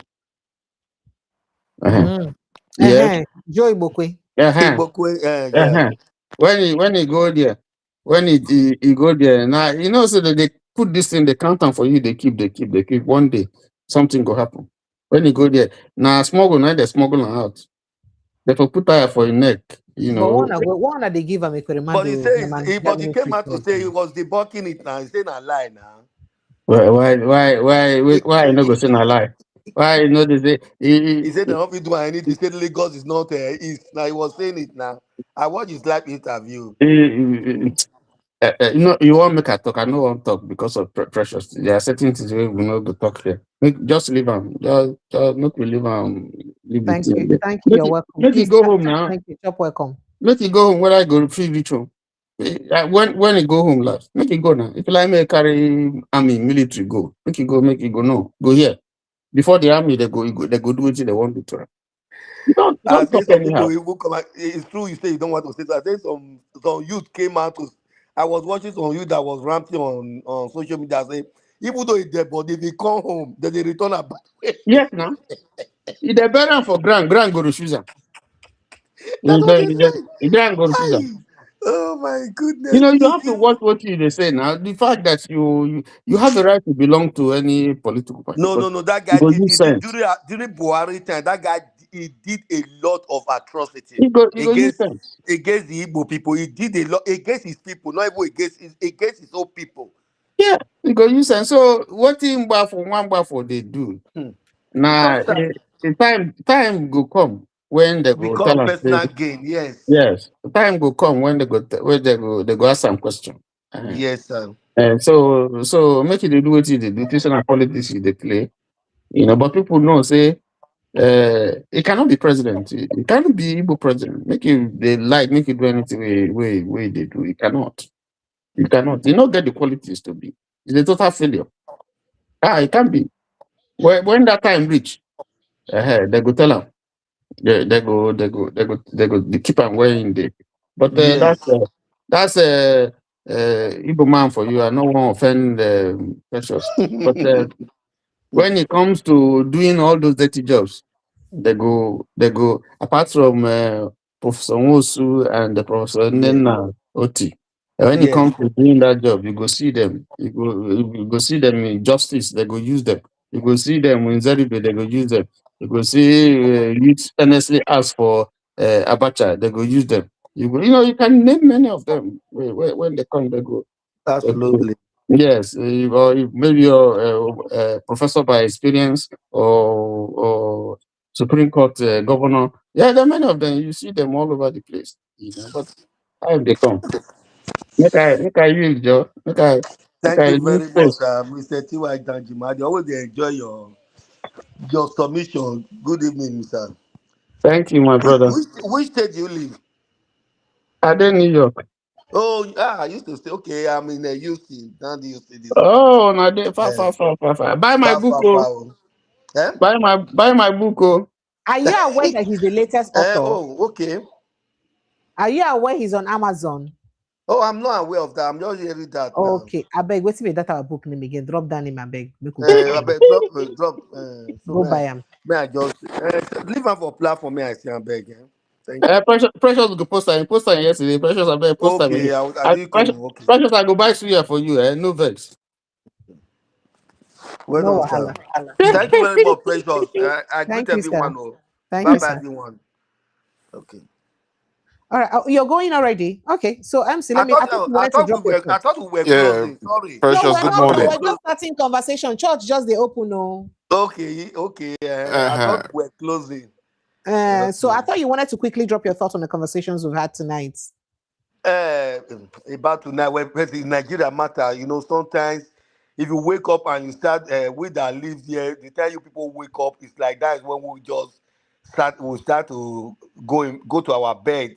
When you wake up in the morning and you see Nigeria stories, it's like your day, the whole of your day. I don't know whether other people feel like the way I do.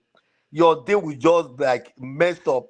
There's no good name since Tinubu came to. Well, last time you said Tinubu is trying. I don't want to use one. Since about 4 years now, 3 years, there's no one good news about Edo that you say, oh, okay, Nigeria, that you say, oh, I'm happy about this is good thing that is coming out from Nigeria. If it's not this problem, it's another one. Tomorrow night is another story you'll be hearing.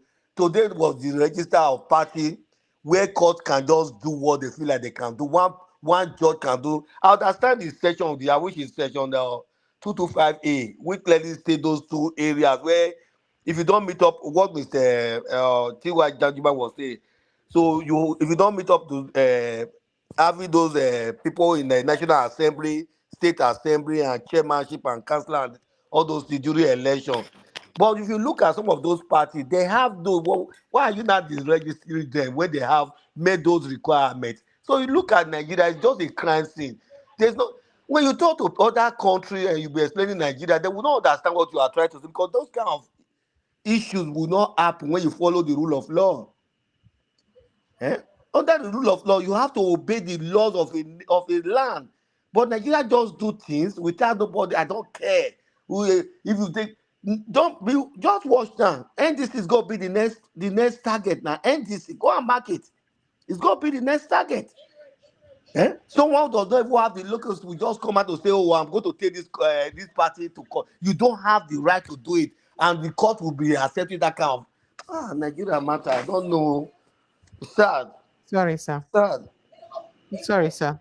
All right, No, sir. no, it's not your fault. Oh. It's not your fault, pressure. It's just like me. Sometimes I'm emotional about Nigeria situation because I want Nigeria to work, and I not even like a north or south together. I'm that kind of person who like togetherness. To let's build one country together. Look at Boko Haram. They are giving them millions of naira now to come and they are Nigeria matter. Bringing why will other terrorists not come into Nigeria? Why do you think they will not come? If I'm in a poor country like Niger, Mali, all those countries, Burkina Faso, where 3 million is a lot of money, I will migrate myself to Nigeria now. Just to come and get that money, and they are going to give them property. Last year, they said they spent 4 billion. The governor spent 4 billion. This year, he has not even announced how much he has spent. 4 billion naira. What about the people that they were killed? The family of those people that they've killed. What happened? Where is the justice? So they will not have justice. So they will just like, oh, I don't care. So if I look at it, sometimes I look at all those governors like they are trying to empower those people to do the same thing. Go and don't worry, we'll bring you out next week. We'll bring you out next year. So that's the way I look at it. It's sad though. Nigeria matter is so sad. As the election is coming up, before NDC is going to be the target now. Because I would not, Sowore party, they could not even go to Sowore. Sowore have not even had one chairman. How come they did not even have Sowore on this list? So they are not taking parties. ADC, they even have 2 people already. They are using ADC as a scapegoat. Thank God Mr. Obi made a very wise decision by leaving on time.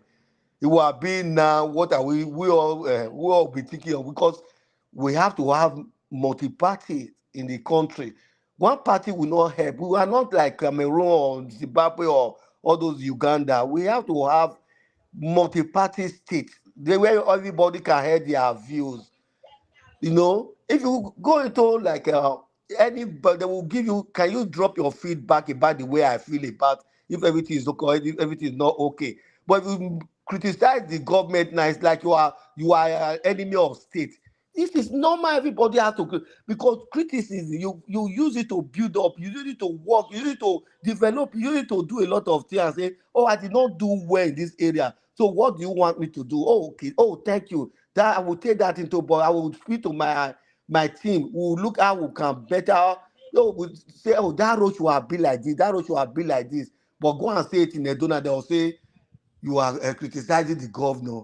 You have become an enemy of the state. I don't know. We will not learn, and most of them travel every day. You see them coming to the US, you see them coming to England, you see them coming to Europe, other Europe countries like Germany. But they will not learn. They will still go back and follow the same process. They will say, oh, this is a very good print. I will take it to blueprint. I will take it to Africa. But let them go back. That's where they will even start doing something wrong. Only one person I would say that is trying is just Abia. I will not like to unless OT have done well. I have not been to Abia, but I have seen so many things. The way the brain, that 24 hours electricity has brought to Abia state, that electrical bus he has brought into the state, not by doing flyover road, where to steal money. No, things people will see and say, oh, this person has done well. People they will see, and people that will help the poor people, the minority of the poor people that have ready, because majority of the people now are poor. So it's only minority that are rich. So why not help the majority? For you, if you help the majority, you don't even need to campaign. That's where I look. You don't even need to campaign. There's not going to be even. How can a policeman be protecting a big body in those states? And people does not see anything wrong about it. That's the policeman supposed to be protecting life and property. Let me say this bizarre story. That's why I say before I will go to Benin, because I do travel 2 times to Nigeria in a year, and I always visit Benin. I went to Benin February for a funeral.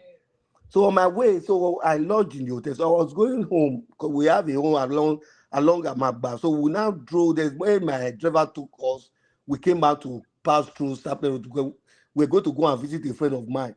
So on my right, King, reduced of West King. So on my right, I saw a dead body, well-dressed person. On the right, people were gathering. People were like, oh, walking away, not even up to 100 meters away. There was a police checkpoint. The guy stopped us. So he was talking to my driver. So after like just about 30 seconds, and I asked, I said, good morning. It was about 11 o'clock. I said, good morning, officer. I said, oh, good morning, sir. Okay, anything for the boy? I said, sir, please, not anything for the boy. I said, please, 100 meters away, there's a dead. Oh, no, I asked him, I said, please, what is your duty as a police officer? He was looking at me because he didn't understand what I was saying. I said, sir, if you don't want to say it, your duty as a police officer is to protect life and properties. I said, just 100 meters away, 100 meters, not even like 200 meters. There's a dead body on the floor, on the ground there. And you are here collecting money. So how are you protecting that guy's dignity? A well-dressed person just died on the road. So our police is here collecting money. So I know we just drove away. So I came back. I was now talking to, because it really affected me. Because I was also with two of my wife's nieces inside the vehicle. I was like pushing that you guys should know what. Man, one of them I said, Uncle, no. I even saw a dead body yesterday. The head was cut into, I should be saying it on this platform. He said it pieces the person. I don't want to say it. I said, so you saw? They say, yeah, I saw with my mom. I said, oh my God. What people in Nigeria are really passing through. Me, I have not seen dead body in my life. It's my first time I've seen a dead body with my age.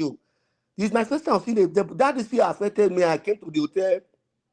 I was now talking to one of my cousins. I said, please.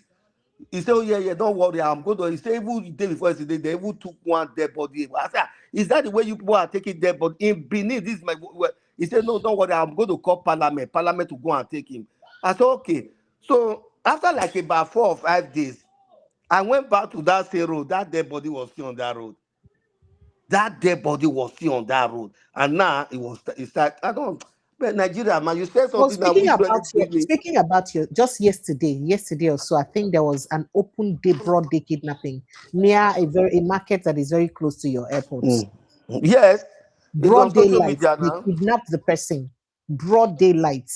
It's Where on the social person media. open the car. It's on social media for your state too. No wahala. MC, let me let you talk very quickly. Let's move on. Sure, sir. Good Sir, evening, good morning to good morning. everybody. Like what Jerry said, Nigeria is a crime scene. You know, every day one story from the other to the other.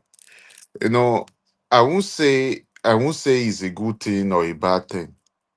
You see, like they say, evil that men do, live after them. You understand? I've been saying it. I said, if Amechi is smart, if these people really mean that they want Nigeria to be better, they're after Nigeria. They want Nigeria to be good.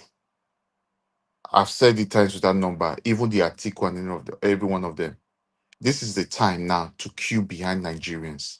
I'm not going to measure Peter Obi, but because we all know that Nigerians want Nigeria feel now that Peter Obi is the only person that can help reset the country, unite the country, bring the country together, and direct the country on the right path. So Nigeria, that is a feeling in Nigeria at the moment. That is what they feel, and even both abroad, even in everywhere, that is their feeling. That is their thinking. Everything, because that country needs to be safe. So if you look at the same people, if they are not after themselves, they are, because it's clear that these people are after themselves, like what they can get for myself, or still going after everything they've amassed, the wealth they've amassed from Nigeria, that same Nigeria. What they are after is still not enough from there. It's still not it's still not enough. They don't know when to stop. The greed has blinded them to the extent that they do not know when to stop. So for me, this is the time for Nigeria now. Is the turn of Nigeria. So I felt that these same old people were supposed to queue behind this guy to say now, okay, queue behind Nigeria to say now we must make Nigeria work. But no, that is not what we have. What we have, we still have the same people. Still, it's like corruption, criminality, fighting against the good people. So that's why, in other words, I'll keep saying that the good people now, this is the time for the good people to come out and start speaking. The good people must not keep quiet, because the good people has been quiet for so long. Then evil became normal. It became like a normal thing. Everybody just allow this whole thing. How can we, that nation as smart as Nigerians, you allow the worst of us to be ruling over the over the good people that have ideas how to push this country forward? You put them on the back seat, and the worst of us is not the one making decision. It's not possible. A criminal can never a criminal can never make laws that will kick it, that will put him in jail. It's not possible. That's the more reason why you see in every nations they make sure they protect that seat. They make sure they protect those sensitive seats. They don't allow people of questionable character to access those seats. When one of them come out, you will see the way the rest of the people, everybody will come out to say no, no, no. Look at what is going on in the UK now. We have, I think there's a section they say they reform UK. You have the Labour Party, the Conservative, and all that, but they know that that reform party is more like a racist party. Even the person that leads is comment, is ideology, but you can still see the people pushing back, say no, no, this person can never, no, no. You could see attack from every corner. Okay, I'll go to France as well. You see, when Emmanuel Macron was coming, when he was coming into power, there was even some people that were even against the people. Some of the people will even use some eggs, everything. They will stone him as well. That's about that person. Now, that person that did those things, they didn't go and jail that person. No, he must do the he must do. No. So, like somebody will say on this, who said this, but he said Nigeria is not a nation yet. So, in other words, what we're trying to say is that government were supposed to make sure you allow small businesses thrive. Small businesses will create employment, will reduce criminality. But it seems that if you look that country now, when you look the way that country is now, small business cannot cannot thrive. The people in power, even the government is even the one doing, controlling everything, making sure. There's a big question. There's a big question mark in all of this. That's why I keep saying that at the moment, the way Nigeria has no leaders. All we have, the country is being run on autopilot. The country is on autopilot. So anybody can do what they like. They get away with it. It's like a jungle, survival of the fittest. So we make a suggestion here the other day. Say, first of all, if this insecurity must be sorted. First of all, Nigeria needs to know who comes into that country and who goes out of that country. And all those porous borders that people can come into the country the way they like must be sorted out. We'll make that suggestion of things they must do.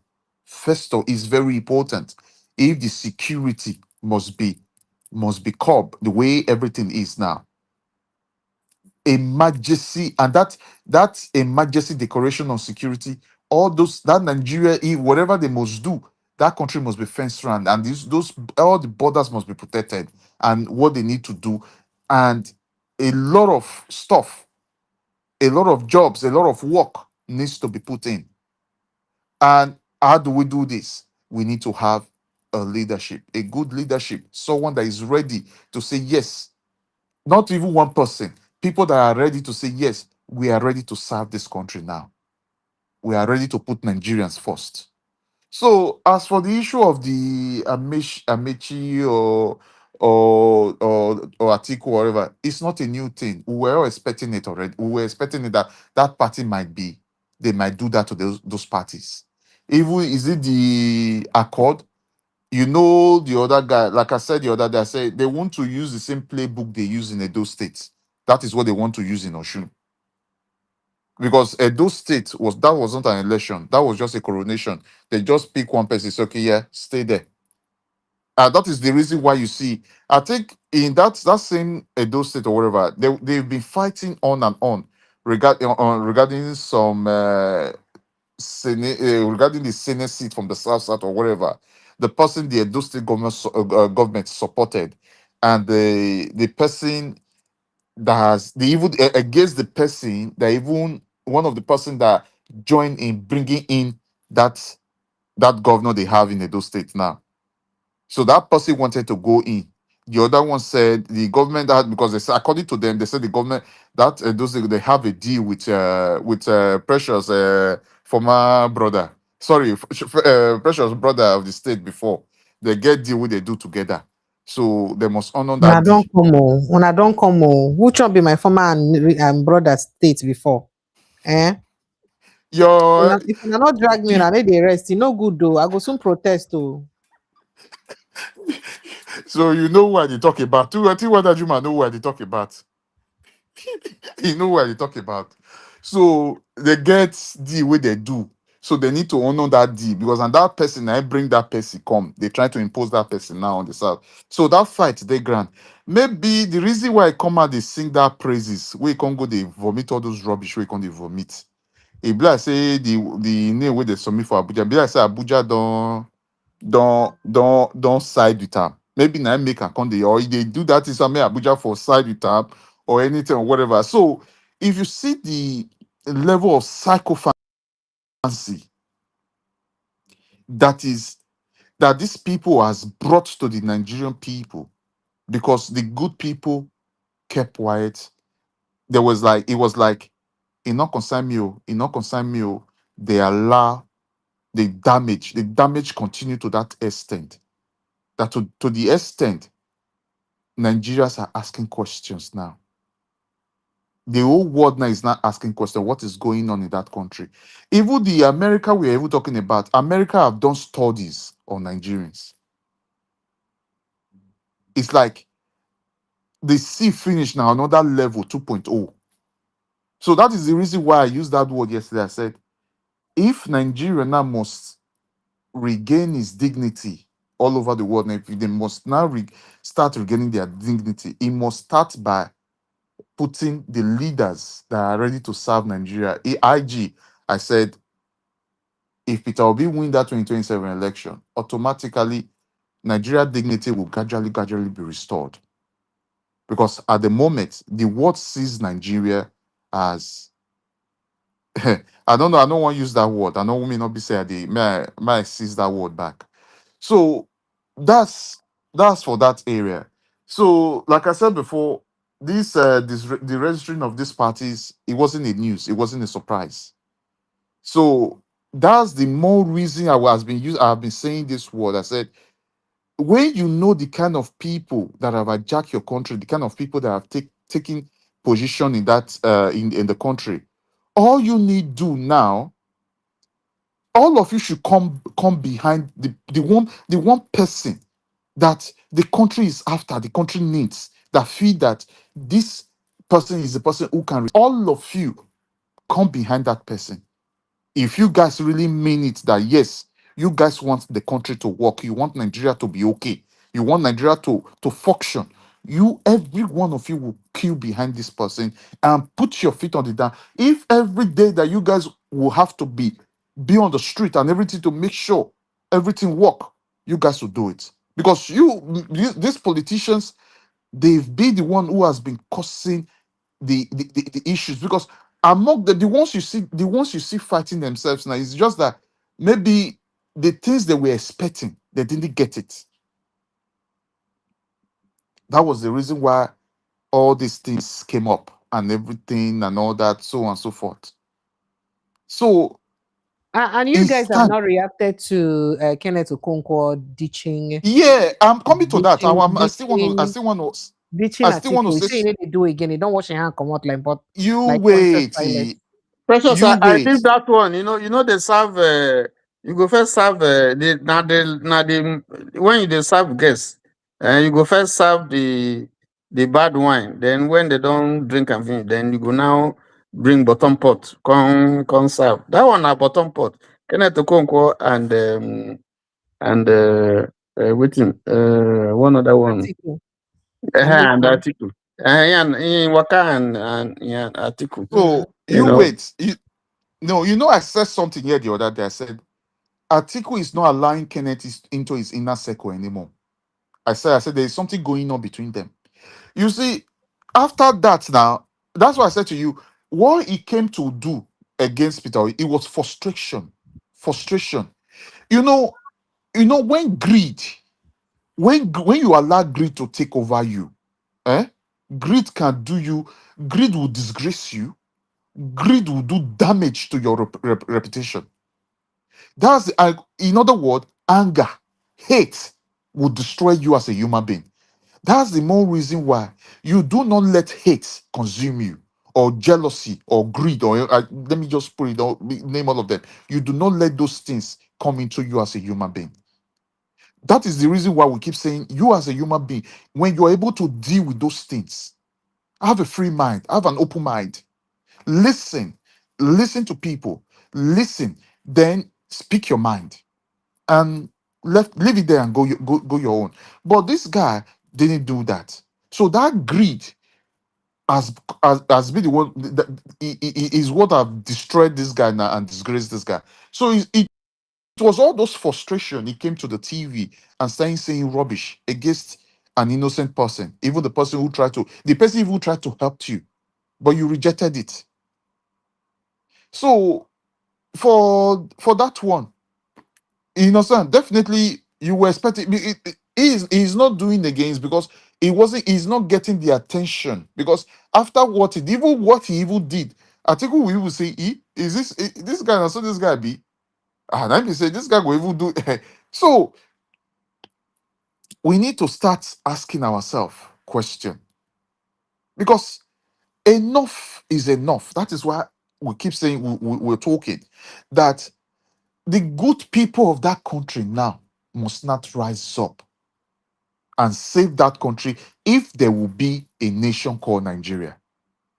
Because from now to now, like, even sometimes when I sit down, I ask myself questions. The people that are doing this evil to the country now, these are the people that have benefited for that country. That country has done so much for them, even when they were coming up. They benefited from it a lot. But it got to a stage, but you guys are depriving all depriving the other people not to benefit from it, like the poor Nigerians that are coming up. Because now I ask a question that as a government, your job is to create an enabling environment for people to thrive, for businesses to thrive, and pull people out of poverty. Teach these people how to feed for themselves. Create a lot of things, as in, like, what are the key areas? First of all, education, healthcare. Because when you educate the people, definitely the people will know how to go out there and fish. Teach them, create education, apprenticeship, or so on and so forth.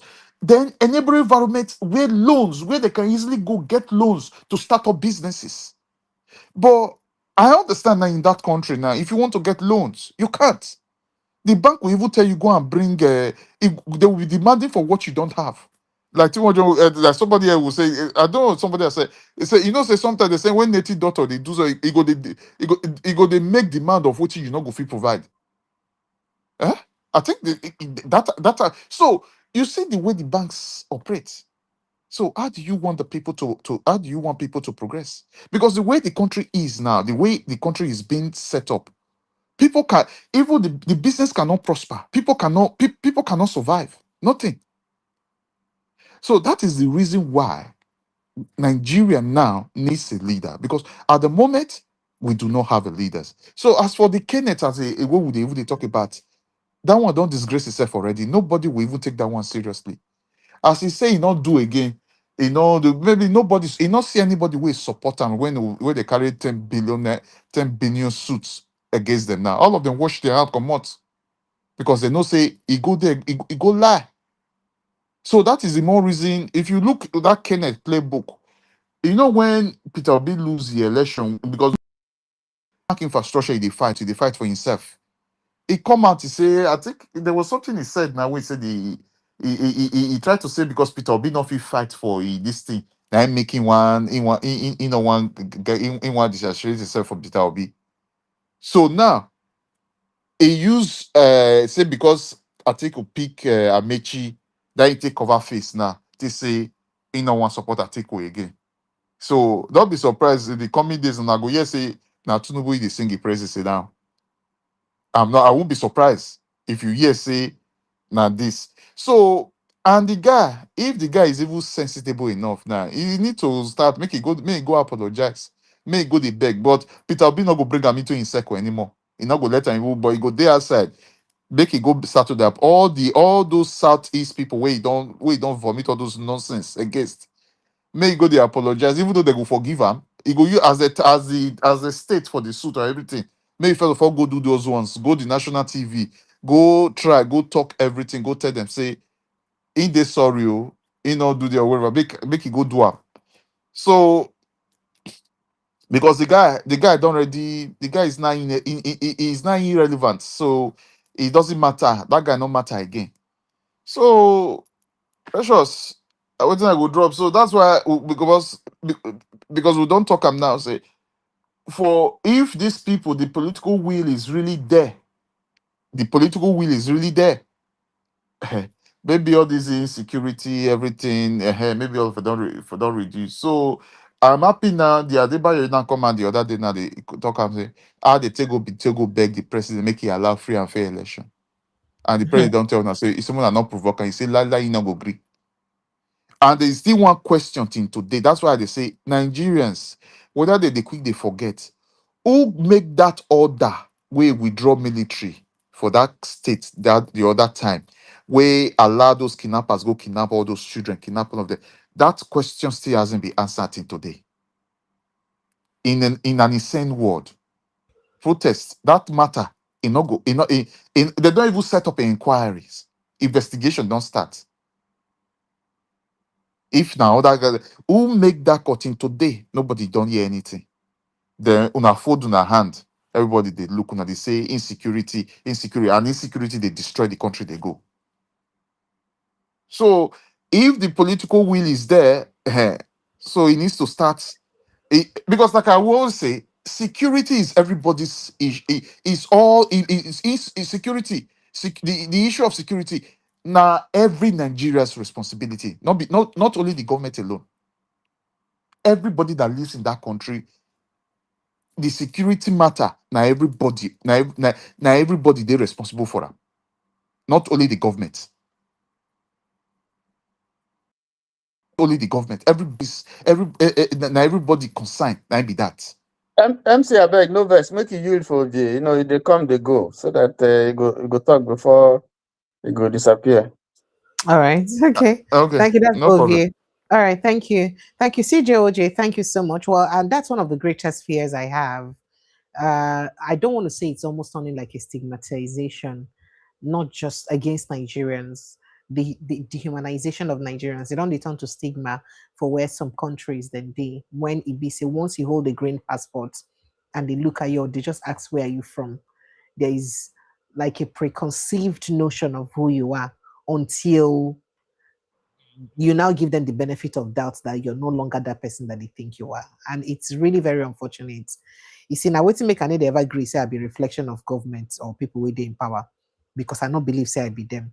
And it's painful that when you know that you're not exactly like this and you're judged just like as though you were like that. Well, let me let Ovie come in. Ovie, come in very quickly. Go ahead, please. You see, and I don't reach my turn. Man, coming very quickly.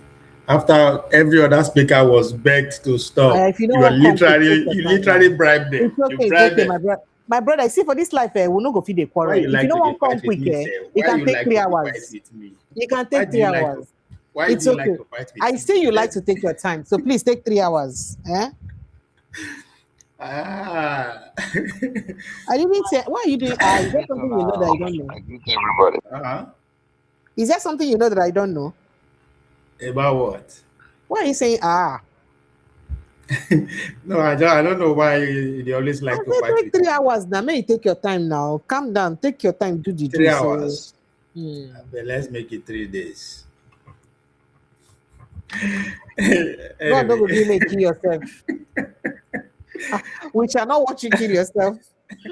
Go ahead, please, my brother. Where I will start from. I think you're asking about my name, Bricksmanship. If you are a student of Honor Politics School of Politics, you will know what brickmanship means. That is, it represents exactly the strategy that Amaechi used. You play one of his videos when he was running tantrum that is not going to accept vice presidentship. So, bricksmanship is the act of escalating publicly, to maximize private value. So you see a person like Amaechi, a political actor that was everywhere throwing tantrum, as if he's ready to burn down the house. It serves just two things. One, it keep him relevant in the national media ecosystem. And after he make that noise, I mean, it was on news for a couple of days, if I'm not mistaken. Then another reason why he did that is to actually show the front runner that come, I have what it takes, to command the media. But most importantly, I also have what it takes to bring the house down if need be. So on are just a bargaining strategy because other people said they. So he's not the first person to do it. Kamala Harris used the same strategy in 2000 the Biden election when during their first time debate, he looked Biden in his face. It's come as they come.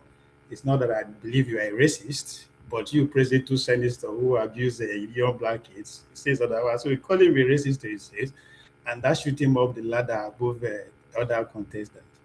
The same thing with J.D. Vance.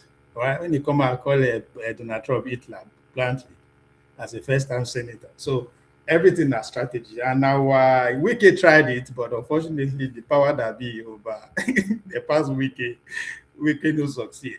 And if you want to look at it the down way, that's what Okonkwo is doing now. When he come out, say he no support, he no go support the ticket. What choice does he have? But again, once he come out grandstanding like that, cause might come from anywhere. It could come from Tinubu himself, it could come from the BD director, the zonal director of the director campaign zonal director. That's enough cash for him. That give him leverage to also follow his own political career. So now the season we did, since everybody they pull out whatever he can muster, just to to take the order of the day. But again, most importantly, it's about 2031 for people like Amaechi and the rest. They are projecting, and again, going by what happened to him this couple of years, who is pretty much running out of relevance. Matter and try to come out to ginger the people, they look and they laugh.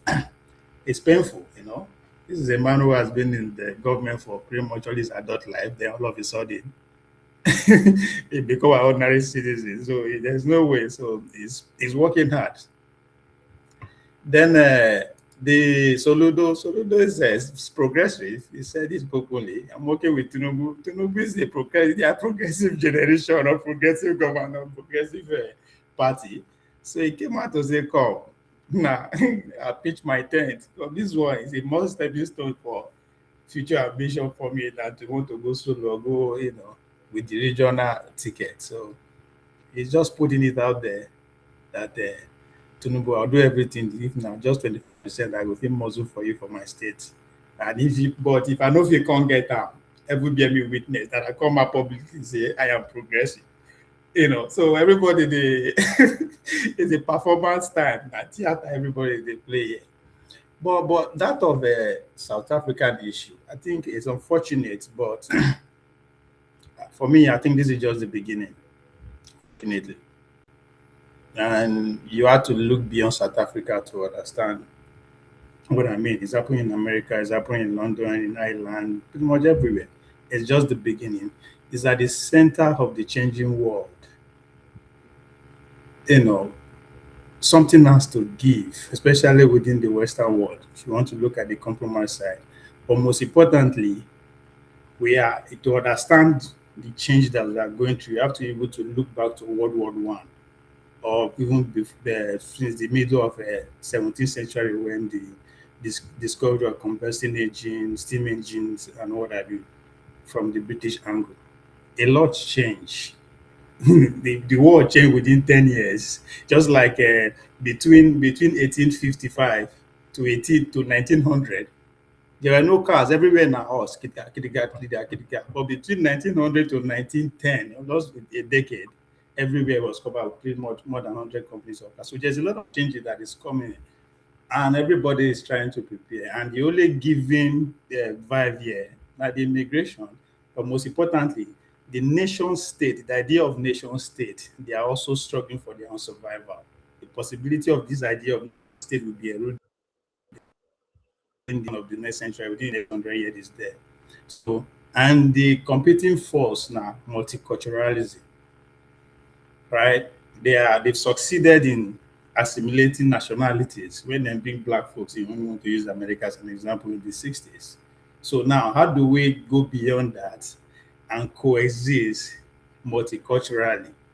If you listen to the arguments of the nationalists against this multiculturalism, is that yes, you are allowed to come to my country, but we don't want you to bring your culture. So they are fear of balkanization. Are they going to win? Maybe in a short term. That's why they always be. But in the long run, the world is going to be multicultural. It's going to be individualism. It's not going to be everywhere. So that is what is happening. It's just seeing it narrowly. That's why I say it's unfortunate that it's happening in South Africa, that is pushing it from our own angle.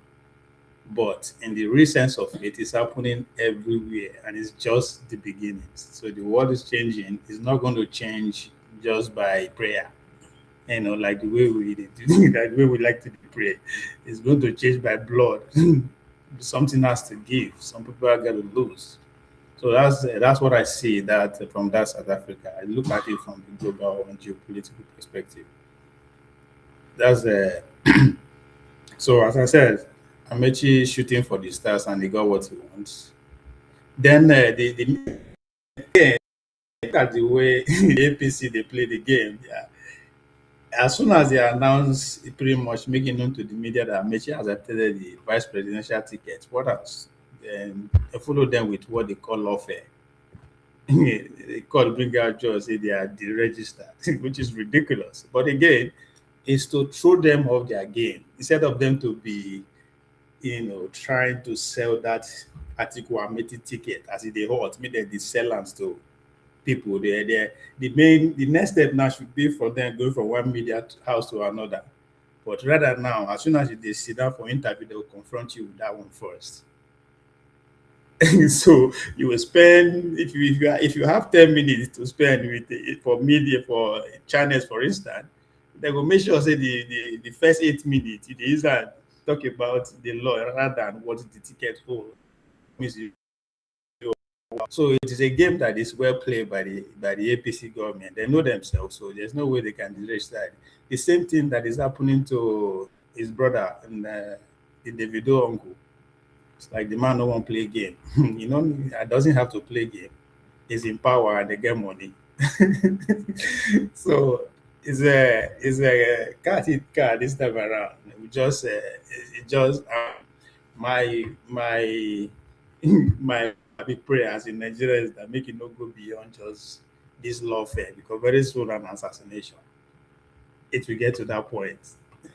That's how hard it is, and with what is going on geopolitically, we are not there. We are pretty much there at the peak of it. So make a big stop. So that's it. All right. All right. Thank you. Thank you so much. MC, you've spoken 110%. How are you?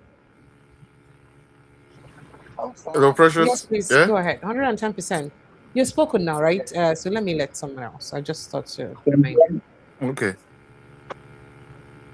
110%. Go ahead, please. Yeah, somebody can still talk. make I just finish with I hope for her. Okay, all right.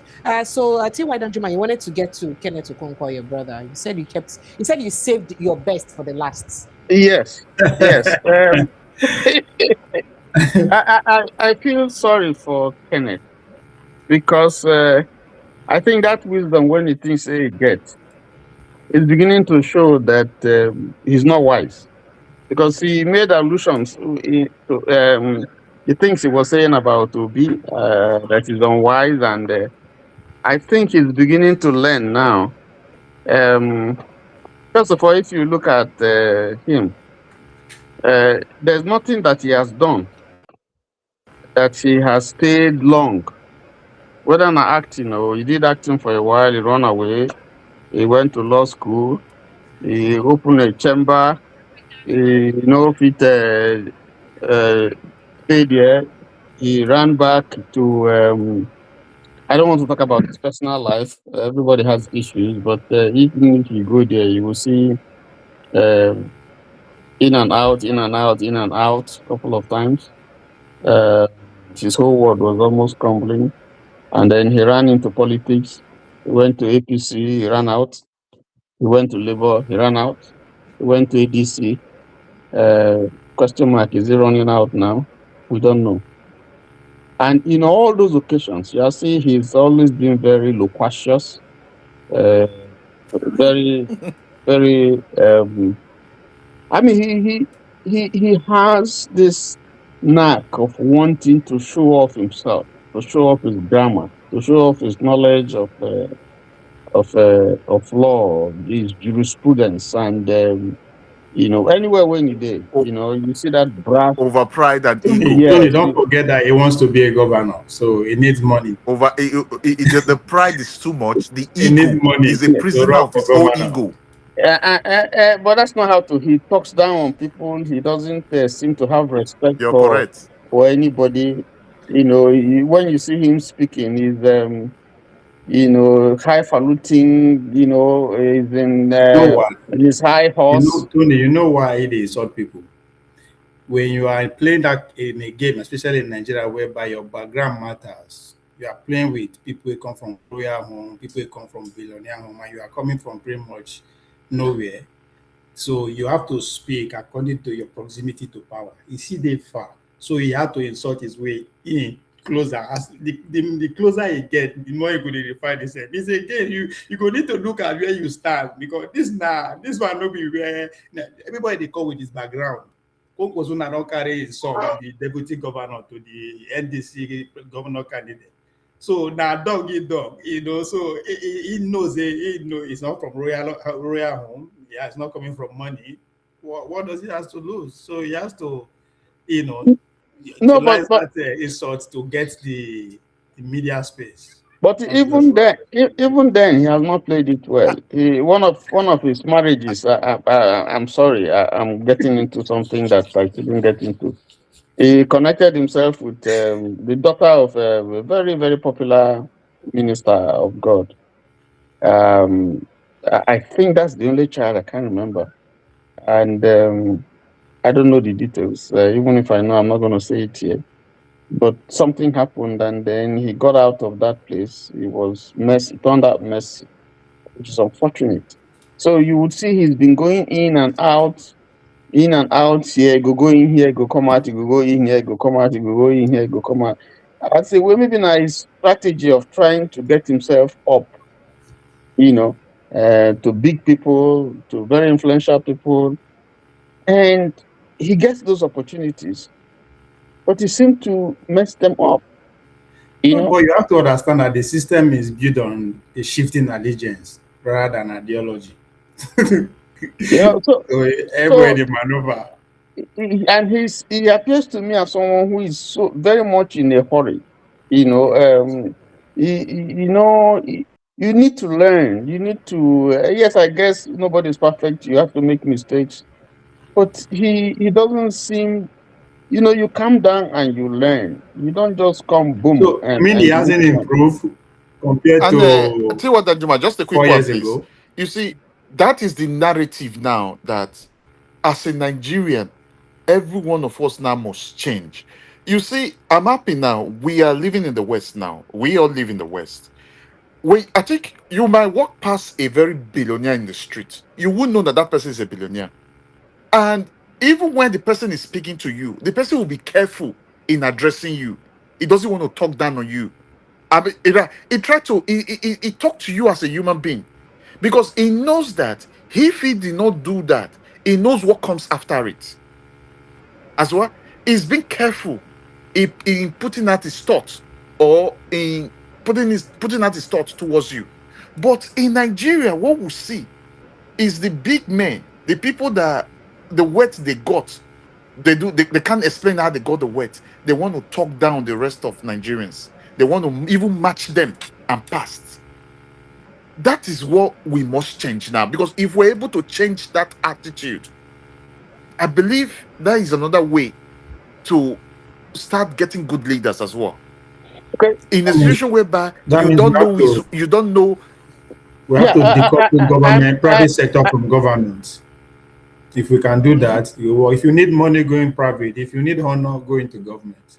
So we have to find a way. Go into government. But right now, all of we have to reset. There are so many things we need to do.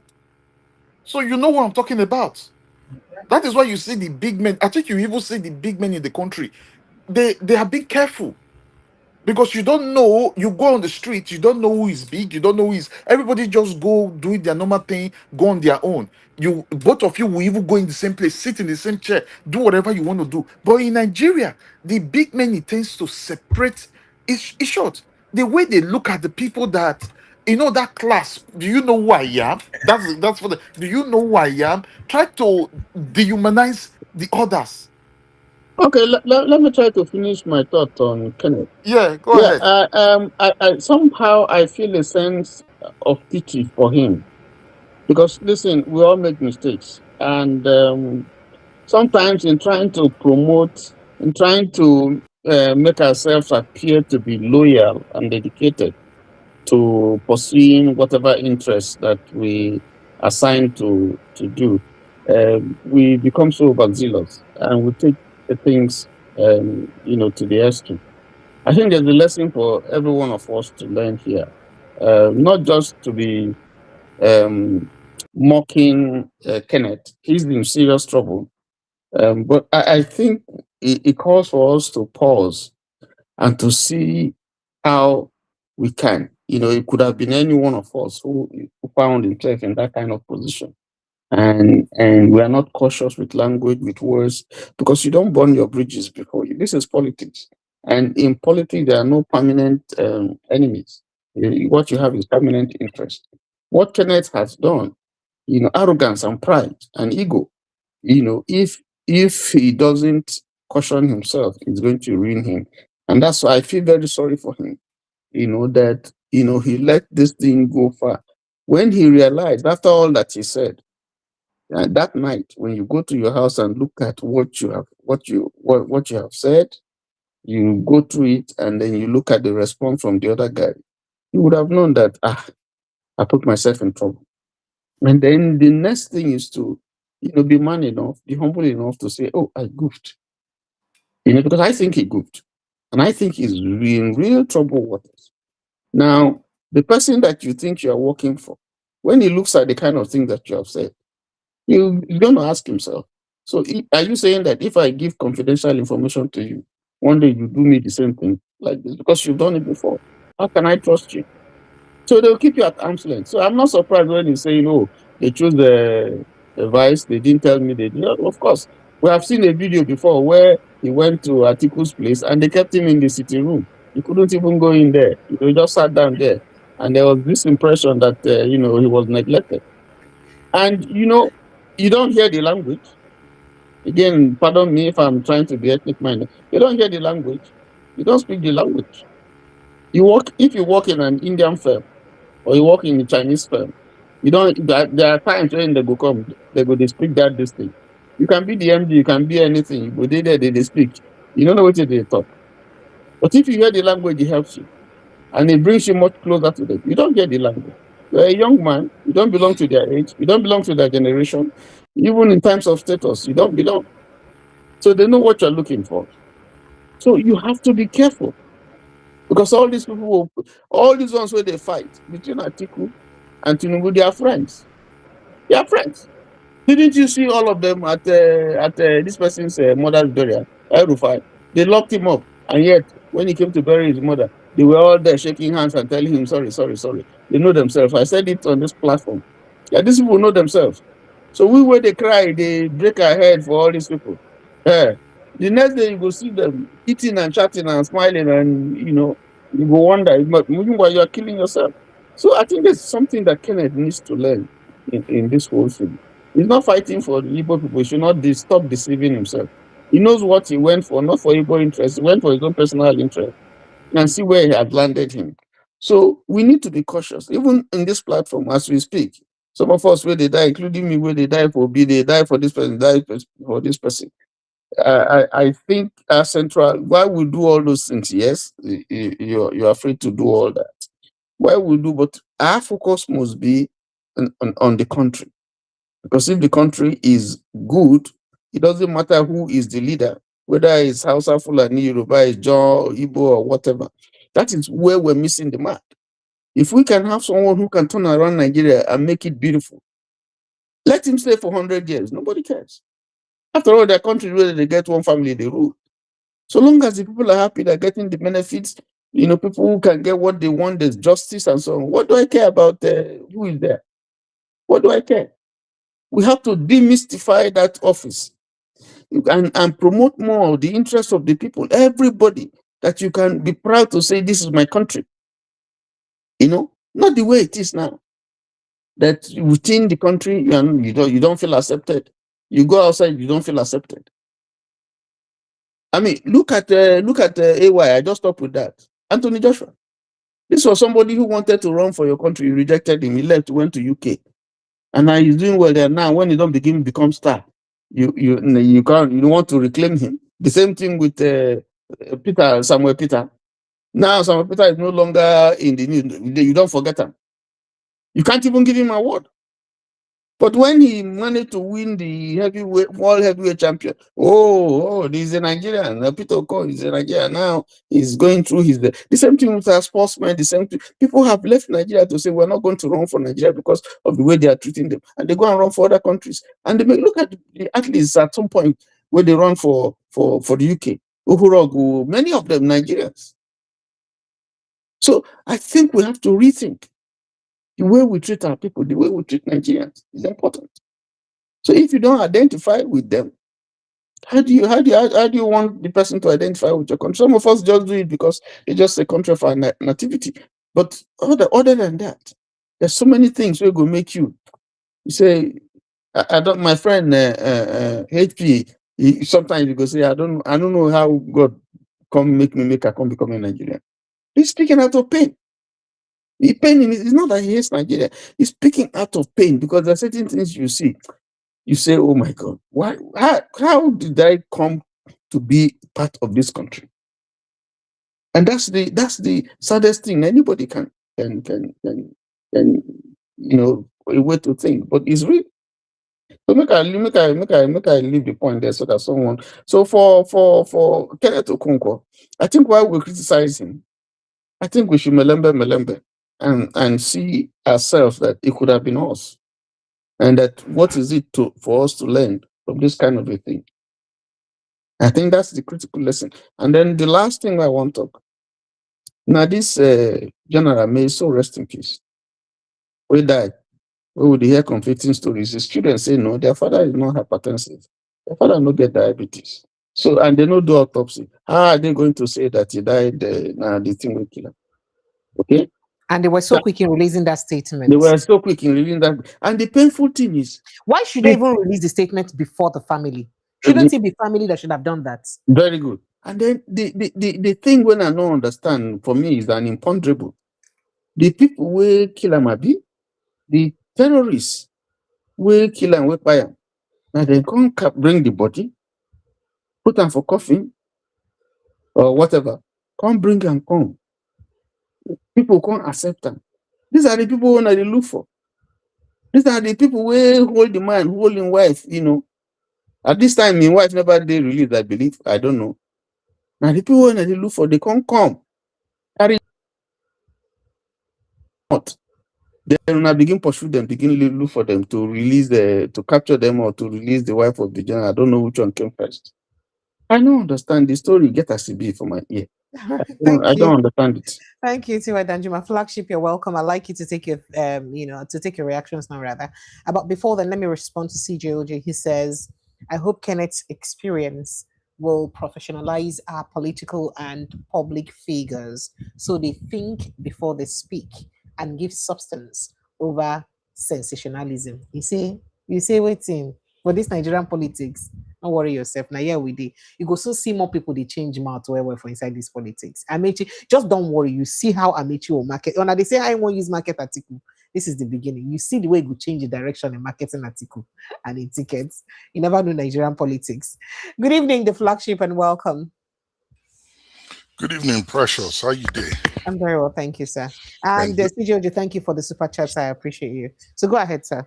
And good evening to everybody else. Precious, today now feel good day. Why? No, I ask. Now feel good day on the platform. Why do you think is a feel good day, or why do you think it should be a feel good day? Yeah, everybody is very relaxed, and I guess they try to keep your mental health. Because we cannot come and kill ourselves and die now. You want us to come and kill ourselves and die? You know, it is like I start like this. It is true. Now I can say that one thing people say a lot about Nigerians is that they are very forgetful. They are quick to forget. They are quick to let serious issues pass and move on like nothing ever happened. Nobody talks about the children in the forest in Bornu and today is the 31st day. Today make an 31 day within day there. That's why I asked whether I feel good day today with this. Nobody talks about them. We've moved on. Everybody has moved on. The media has moved on. The government has moved on. Those that were once shouting and screaming out of their lungs about it, I guess maybe got tired. They have moved on. But these children and their teachers are still in the forest. We don't even know where they are. We don't even know if they are still in Nigeria. We don't know what has happened to them or what is happening to them. Everybody has moved on. Campaign, people are ramping up. People, they enjoy the party, they give cars, they share money, like nothing ever happened.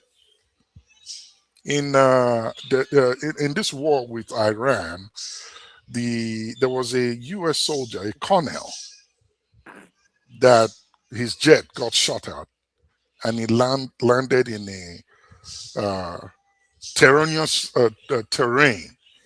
treacherous, also that is difficult and hard for anyone to get to. That even the Iranian soldiers had to walk their way. They were ready to come find him, but it was the signal that the US military gave, which was one of their tactics, that they used to push them in the opposite direction. The soldier, the colonel, was there for what? 2 days, 3 days? They came out into a treacherous terrain that they never trained in. They have never been to. They've never seen. But they got him out of there safely. And rumor has it that the cost of that attempt or rescue mission was tagged in the millions of dollars, hundreds of millions, if you consider all the resources that were put together to go get one man, a colonel. Our generals die like chickens these days, unfortunately. We're not talking about the brave men and women who are also slaughtered the same way, but our ranked generals that have served all their lives are dying like chicken. A country they once fought for, wore the uniform of the country, fought and defended it, or fought for and defended it. And in their retirement, when the country is supposed to protect them, fight for them, they were killed like chickens with no body outraged. Everybody is calm, cool, collected, like nothing ever happened, including the quote-unquote commander-in-chief, who made a statement that should anger any Nigerian with sensibility through his spokesman, that the general was killed by these terrorists, and he wants to let them know that they have done their worst. However, it will not stop the resolve of Nigeria not to succumb to terrorism. He addressed them as bandits, but he used the word terrorism at the end of his statement. And he made this statement while the wife of the slain general was still in captivity.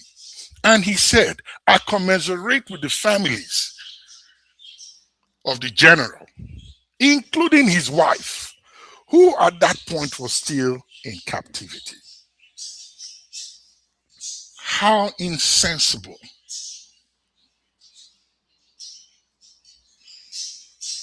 Are we, the so-called people who find themselves for the seat of leadership? How insensible can we be?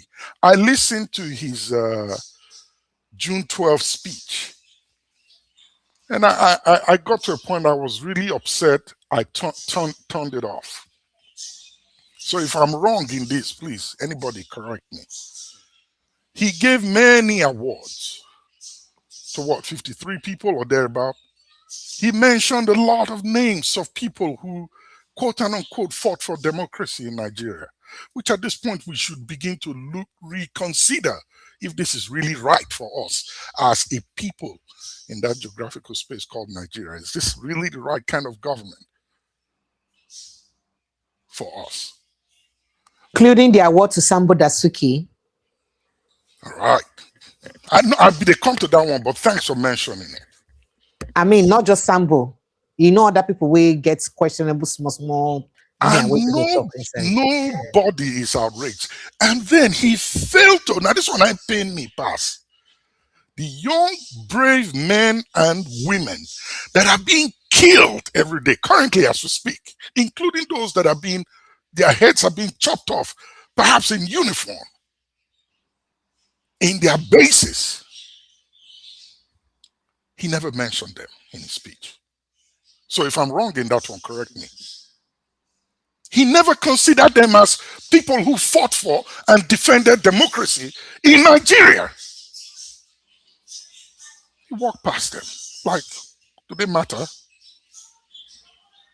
Then brings the question that we all should continue to ask and even bring to the forefront of every campaign as we sit or stand today.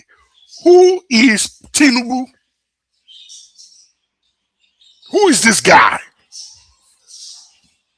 We really want to know, because a sane human being will not allow his ship, a captain, will not allow somebody take over his ship without a fight.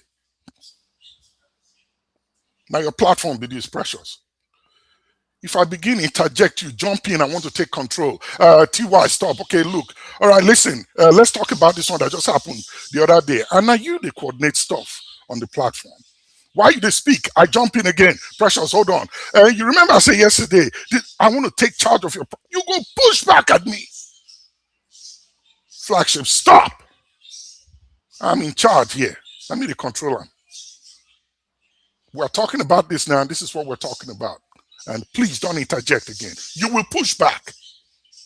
But how be it that the so-called commander-in-chief says nothing does nothing, does not feel anything at the death of his generals, both past and present, and the soldiers on the field.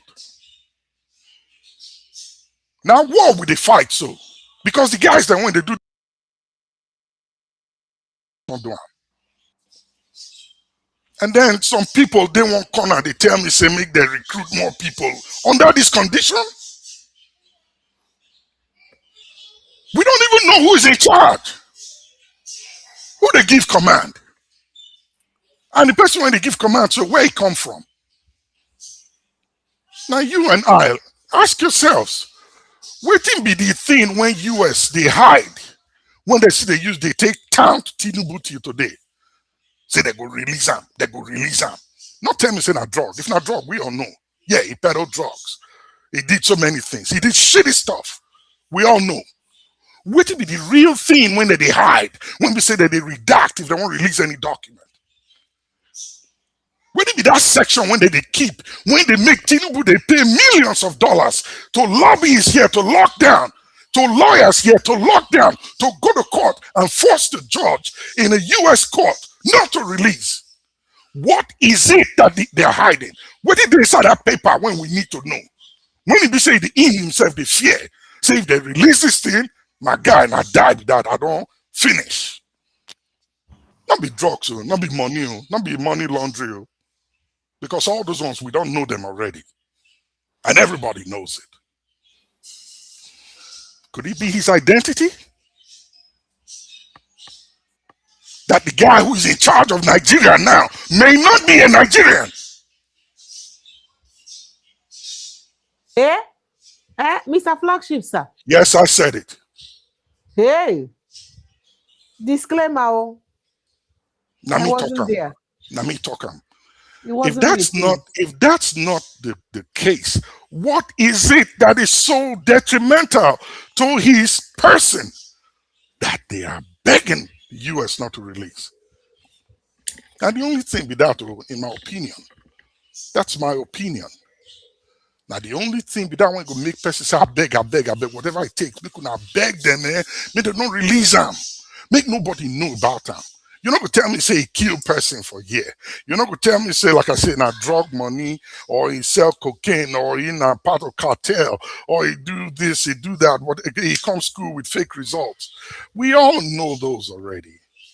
If Naim, they don't talk them. But there are words on the street here about who is governing us. And I said that because the man takes command from people outside the shores of Nigeria. He doesn't have any connection with the people of Nigeria. He doesn't have any feelings for the people he fought for. Stood before the cameras and lights and mic and said, I want this job. I filled the application for it, and I will do it to make sure that life is better for the Nigerian people. It is going to be my responsibility. Whatever is going on, the buck stops with me as the commander-in-chief. But that's not what he's doing. He has not done one thing in 3 years plus. Tell me one thing when this guy don't do, policy-wise, whatever it is that he's done that has translated into some sort of benefit for the everyday Nigerian, that they can boldly come out of and say, oh, based on what this guy do, life don't better for us in this way, that way. Now you they talk just now, say some tractors from the guy from Belarus, wherever he's from. Grass they grow on top Alex, of our friend, our classmates. Grass they grow on top of that. Those things supposed to be there if he really wanted to better the lives of Nigerians. They are telling us now that the tax they collected for companies are lower, but the money is in a foreign land. You know, even there our central bank. What are we doing? What do they do? Why are we so forgetful? Why do we allow things to happen to us that ordinarily, if it happens to our neighbors in an African country, they will not take it lightly? But we just move on. Meanwhile, we are very educated. We've read books. We speak stuff out when we talk. We have knowledge. We can speak. But how be it that this is happening under our nose and we are accepting and condoning it with all this exposure that we have? And we just move on. I mean, the man that was speaking just now, that went to Edo State and talking about corpses on the street, and he's like, "Oh, now so now they pick dead body every day." The mentality, the Nigeria is in the real bad psychiatric state, if you will. If people will see dead bodies on the street and just walk past, they use video camera, they record them, and like nothing. It's nothing to them. These things animals don't do. I was watching National Geographic some time ago, and I saw how animals, we don't get our brain capacity. They defend themselves, they support themselves if one feel threatened and attacked. That we, the so-called giant of Africa, so-called more educated people in Africa, they allow it to happen under our nose. And we not do anything about them. But we talk every day. Yeah, talking is good, I agree. But there has to be a point where we have to physically confront, most especially those that we call elite, who in my own terms and opinion are not. If we can't stand and challenge them, why are you doing this thing?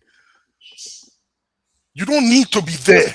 That's why I have a problem with recycled politicians. I don't care whatever structure they have. If the structure they have never did good and has never done good for 27 freaking years of democracy, I don't see why you need to come back. Let's find somebody else to do the job. But we like this big man, what do you call it? Big manism kind of thing. Oh yeah, honorable. Oh no, what? Oh no, are you kidding me? What have you done that deserves to be honored? Now Kenneth Okonkwo now they talk about, so they played Kenneth Okonkwo. In my opinion, he was very foolish. You see these guys that are in the seat of leadership in Nigeria, there are some very black, not be black, I would use, some very deep books they read that, so to say, they use in leadership. Dark books, I will use that word.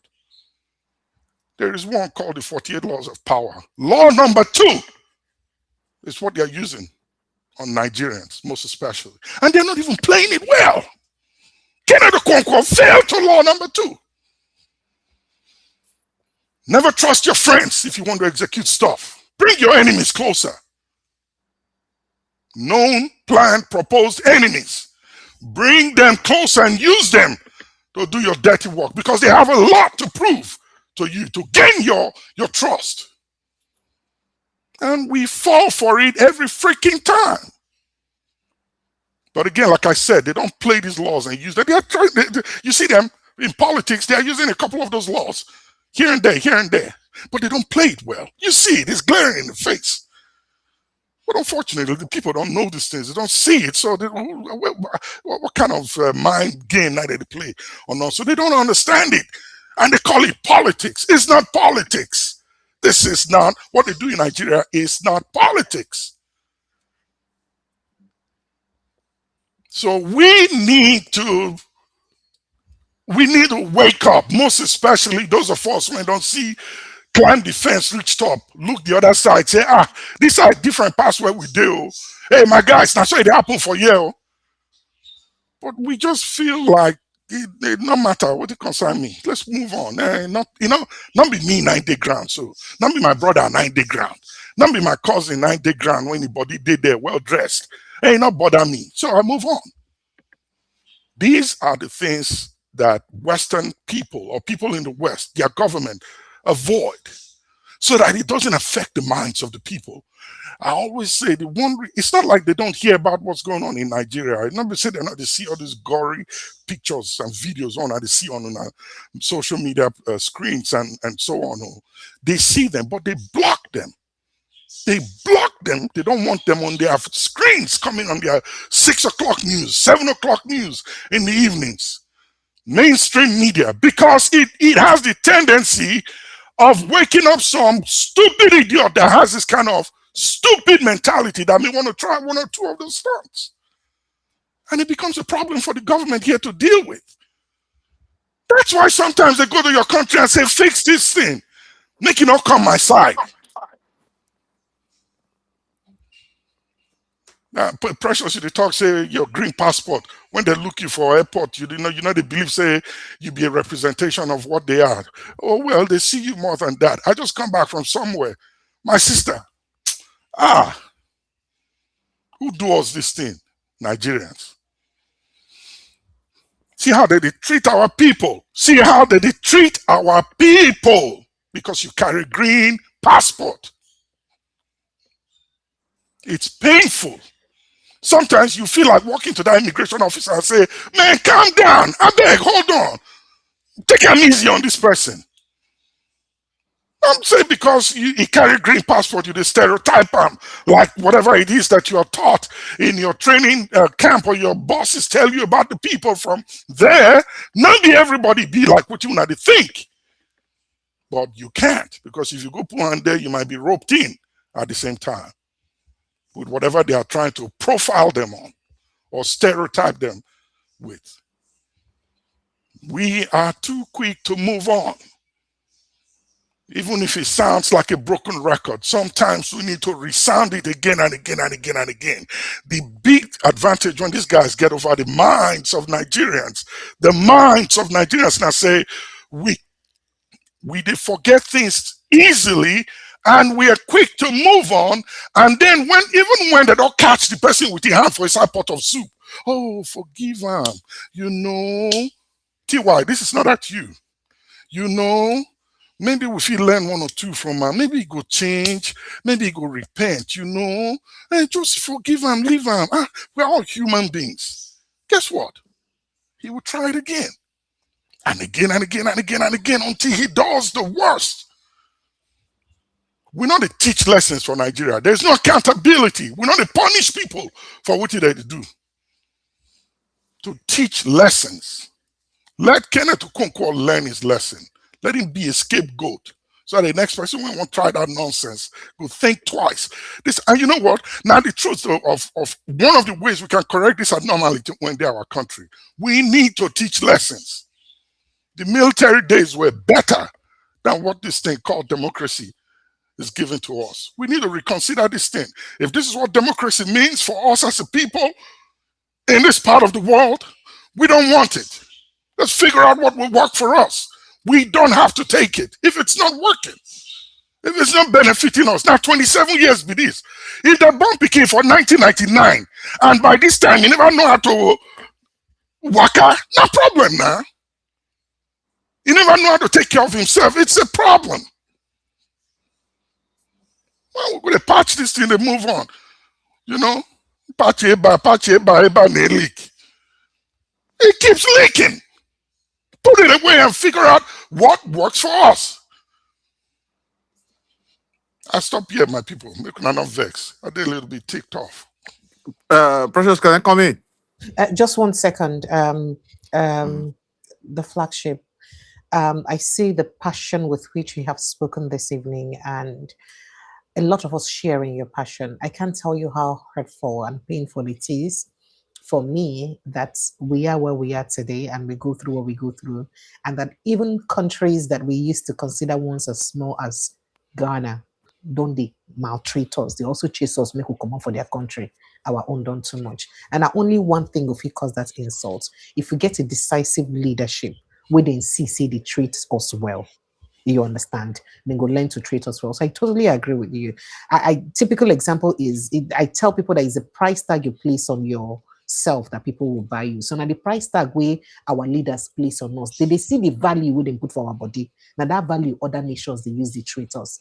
Unfortunately, they don't know. So when people have seen that, they value their personal aggrandizement, they value making money off us, stripping us of, they value, I mean, we came today, just a trend, they carry two mad Rolls Royces, I mean two bloody cars. We be say a carry go event today. People are just talking, a bulletproof mother's Rolls Royce and all that. If we talk now, you go say Papa was the manager of various companies. These are the issues. These are the things that we see in Nigeria. And people, waiting we go do now, we go just talk, finish. We go keep quiet. And it just ends there. And it just look like all we do is just make noise, huff and puff, and that's all of it. So I totally agree with you. However, please, President Bola Ahmed Tinubu for now is the president of Nigeria, and he is a Nigerian. Just to disclaimer within you talk, I know you're entitled to your opinion, and you have every right to believe what you want to believe and to say what you have to say. But for now, he's the president of Nigeria, and he's said to be a Nigerian. In fact, from Lagos State, from the record, he has presented himself that he's from Lagos State.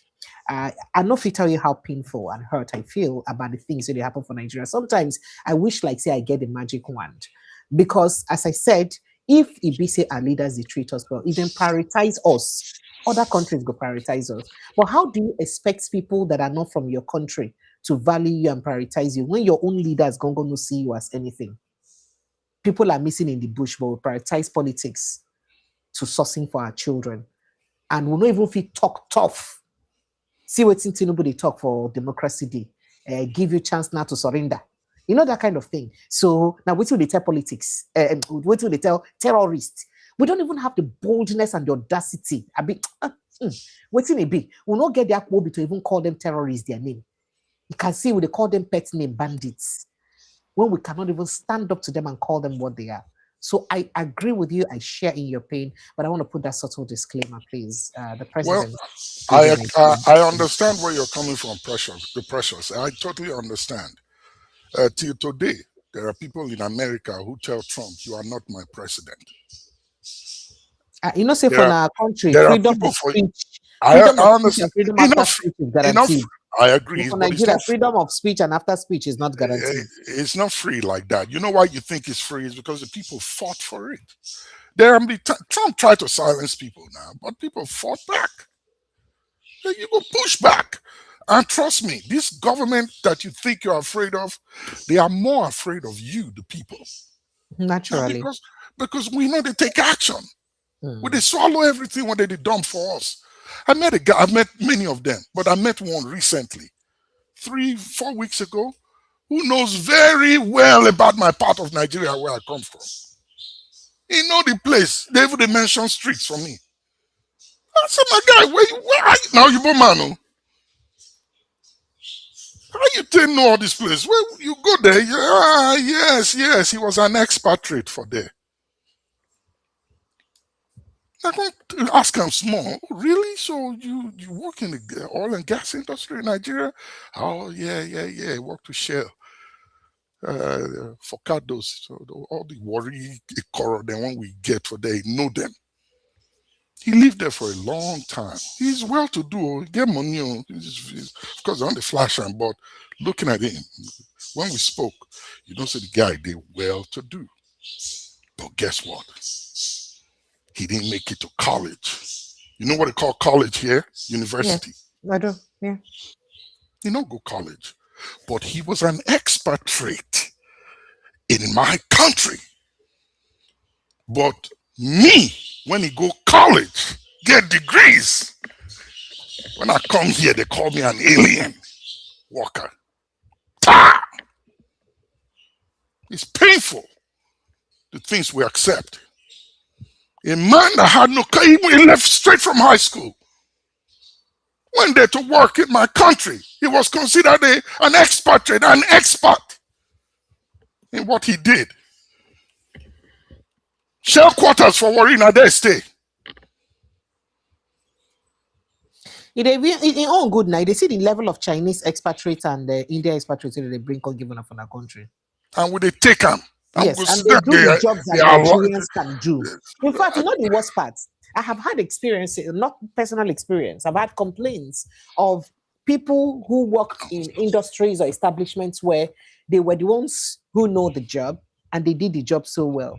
And then the company brings in a supposed expatriate and then orders them to train that expatriate.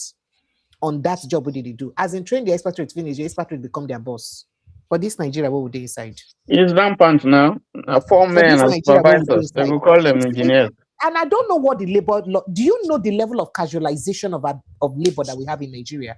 Most of these companies casualize labors of Nigerian workers, ensure that they are not part of any labor union. If we talk about that one, we'll no go, they no go break. But we get it. If you know the level of abuse of labor that we have Right. in Till Nigeria, today, it's still going on. It's still going on till and then today. we have a government. That's why I say now the price tag where our people place on us. Now, these are things that we cannot dare in any country. Nigerian employers cannot dare this in any country they go to. But these are things that these people will be say, then they are people, they maltreat us, they profile us for their country, they see us as bad people. That's what their people are doing to our people in our own country. And we cannot say jack. Dangote has an office in New York. You will see his TY. Please correct me if I'm wrong. He has a corporate office in New York. He has employees. Go there and take a look. TY. Just walk in there and see how they are treated. The Americans who work there, maybe one or two from other countries that are there. We get labor unions for Nigeria. We get, what do you call them? People that are supposed to regulate these things, monitor these things, watch them, make sure the Nigerian people are taken care of well in Nigeria. But it's not. I told the man here, I have to tell him, I said, man, you were not an expatriate. You were an alien in my country. He laughed. Yeah, that was many years ago. But flagship, where do you expect now only a foolish country go send his best to another country may go to? They never do that. They keep their best and they send you their third or fourth 11. And then go come there and you pay them. TY, their best came. They came too. They came. Okay, just a quick one. Let me add to what Fashi just said. You guys should remember your fellow Nigeria, your next door neighbor, your next door friend or wherever in Nigeria. Do not trust the next person. You guys should have that at the back of your mind. Within the Nigeria themselves, there's a massive problem, disunity among them themselves. So that is the reason why I keep saying that country need a total reset. Like they need to declare emergency education for the Nigerians, both the young, both the old coming up as well. If you go on the streets, the average Nigerian on the streets, seeing themselves, they see themselves as I don't know I don't want to use some kind of nasty word here. They don't trust themselves. There's a problem between themselves.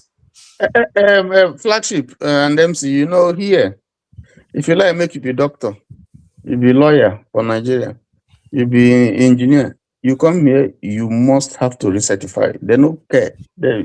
You That's have it. to You're go. correct. Yes, because You the have same to thing go happened to to me as their well. own school. You have to go as if you are sometimes as if you are beginning afresh. That's But it. in They our need to country, retrain you. in our country, you just come, whether you are a foreman or supervisor for where you come, expatriate. They give you big car, big house, big. So there's so many things, there's so many contradictions in the system that we have to deal with, and that's why everything again goes back to leadership. Everything goes back That's to it. leadership, Sheep. because the way no Nigerian, unless you.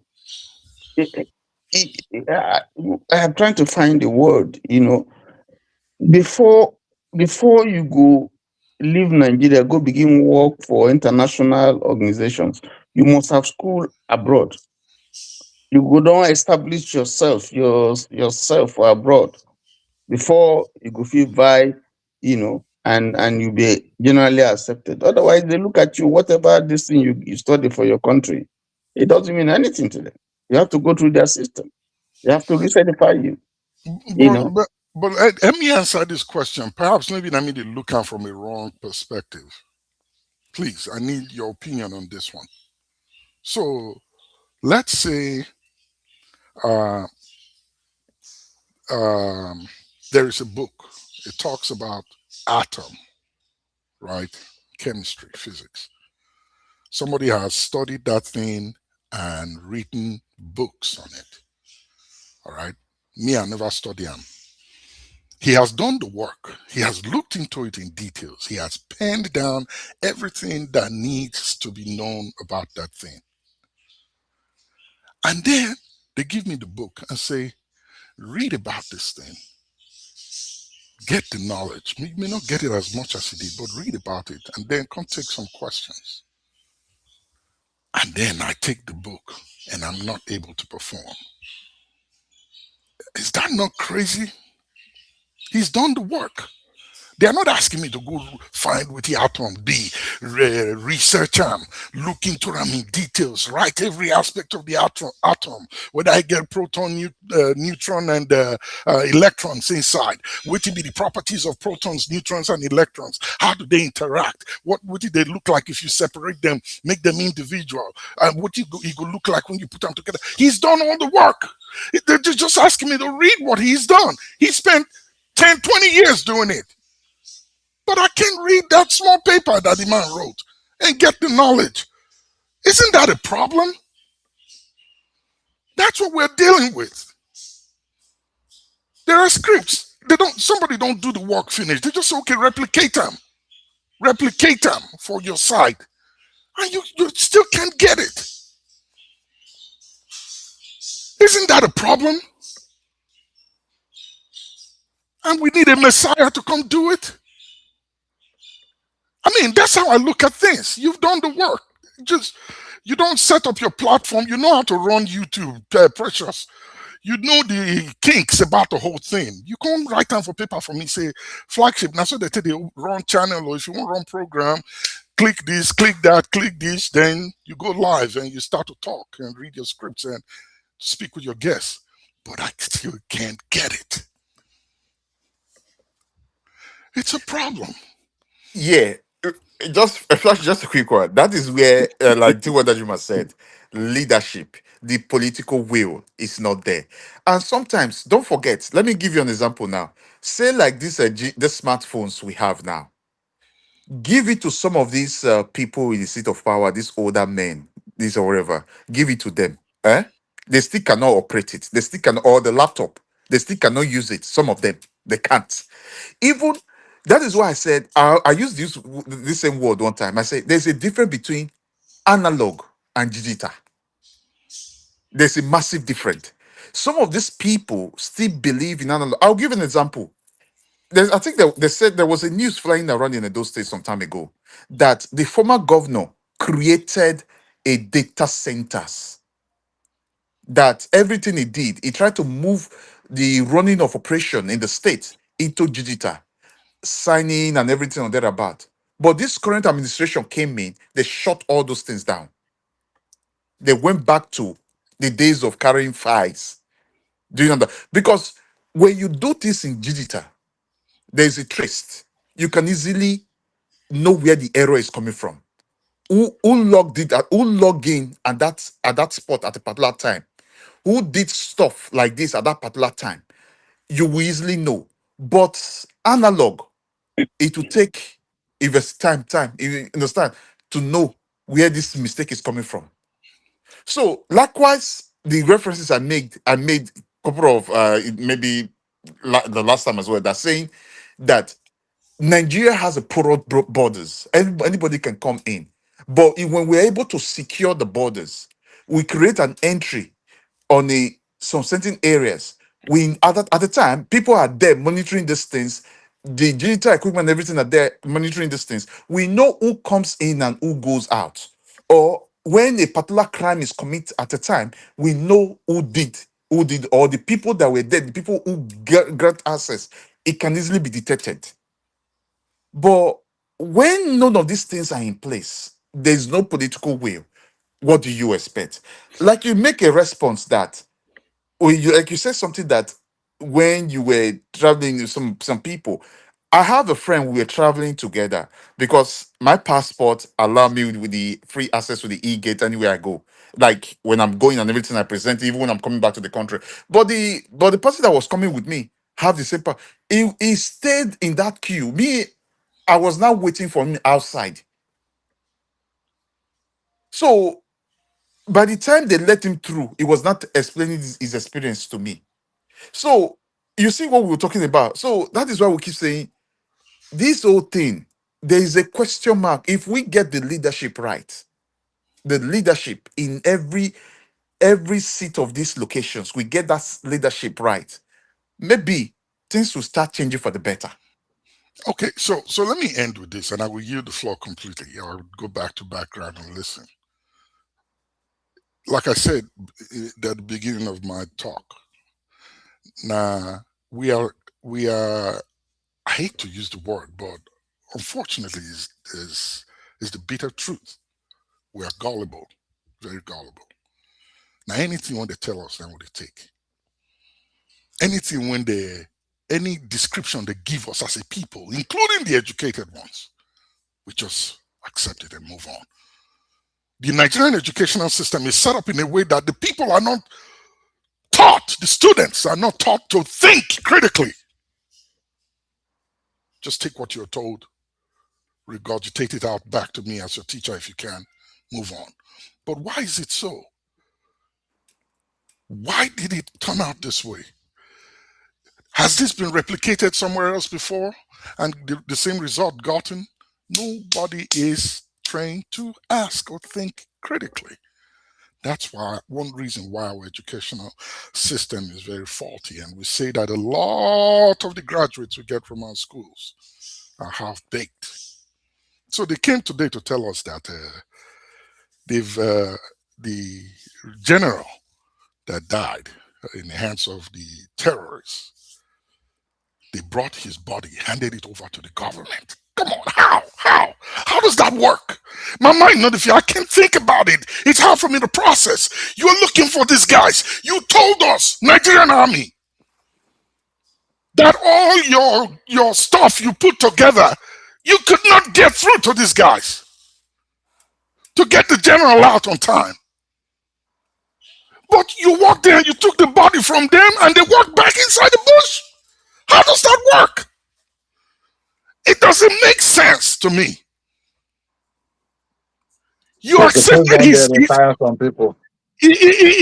accepted his dead body, and his wife is still in there. And you tell, okay, God, thank you. Thank you so much for giving him to me. Okay, well, they go back and they go. You Nigerian Army, come on. Did you hear that we now rescued the wife? Our gallant soldiers rescued the wife today. I'm coming there now. I'm coming to that okay, one. Sir. It make my brain. It's like, come on, man. How does this work? We've been looking for you guys and this general and his wife. All our tactics, gadgets, every thing we've got together could not get. We couldn't figure where you guys out or try to. I was listening to a radio station today, a popular radio station in Nigeria, one of the big ones. And the anchor was making an excuse for the Nigerian Army. That, somebody called in and said, they would take out soldiers in a town, kill them, and there's no reprisal action. But Okwama in Delta State, they cleaned it up, including babies. But they can't go there to take those people out in the bush where they are. And the on-air broadcaster was saying, look here, look. With his British accent and sounding so eloquent and all of that.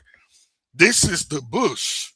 The terrorists are in the bush, and you can't go into the bush to get them.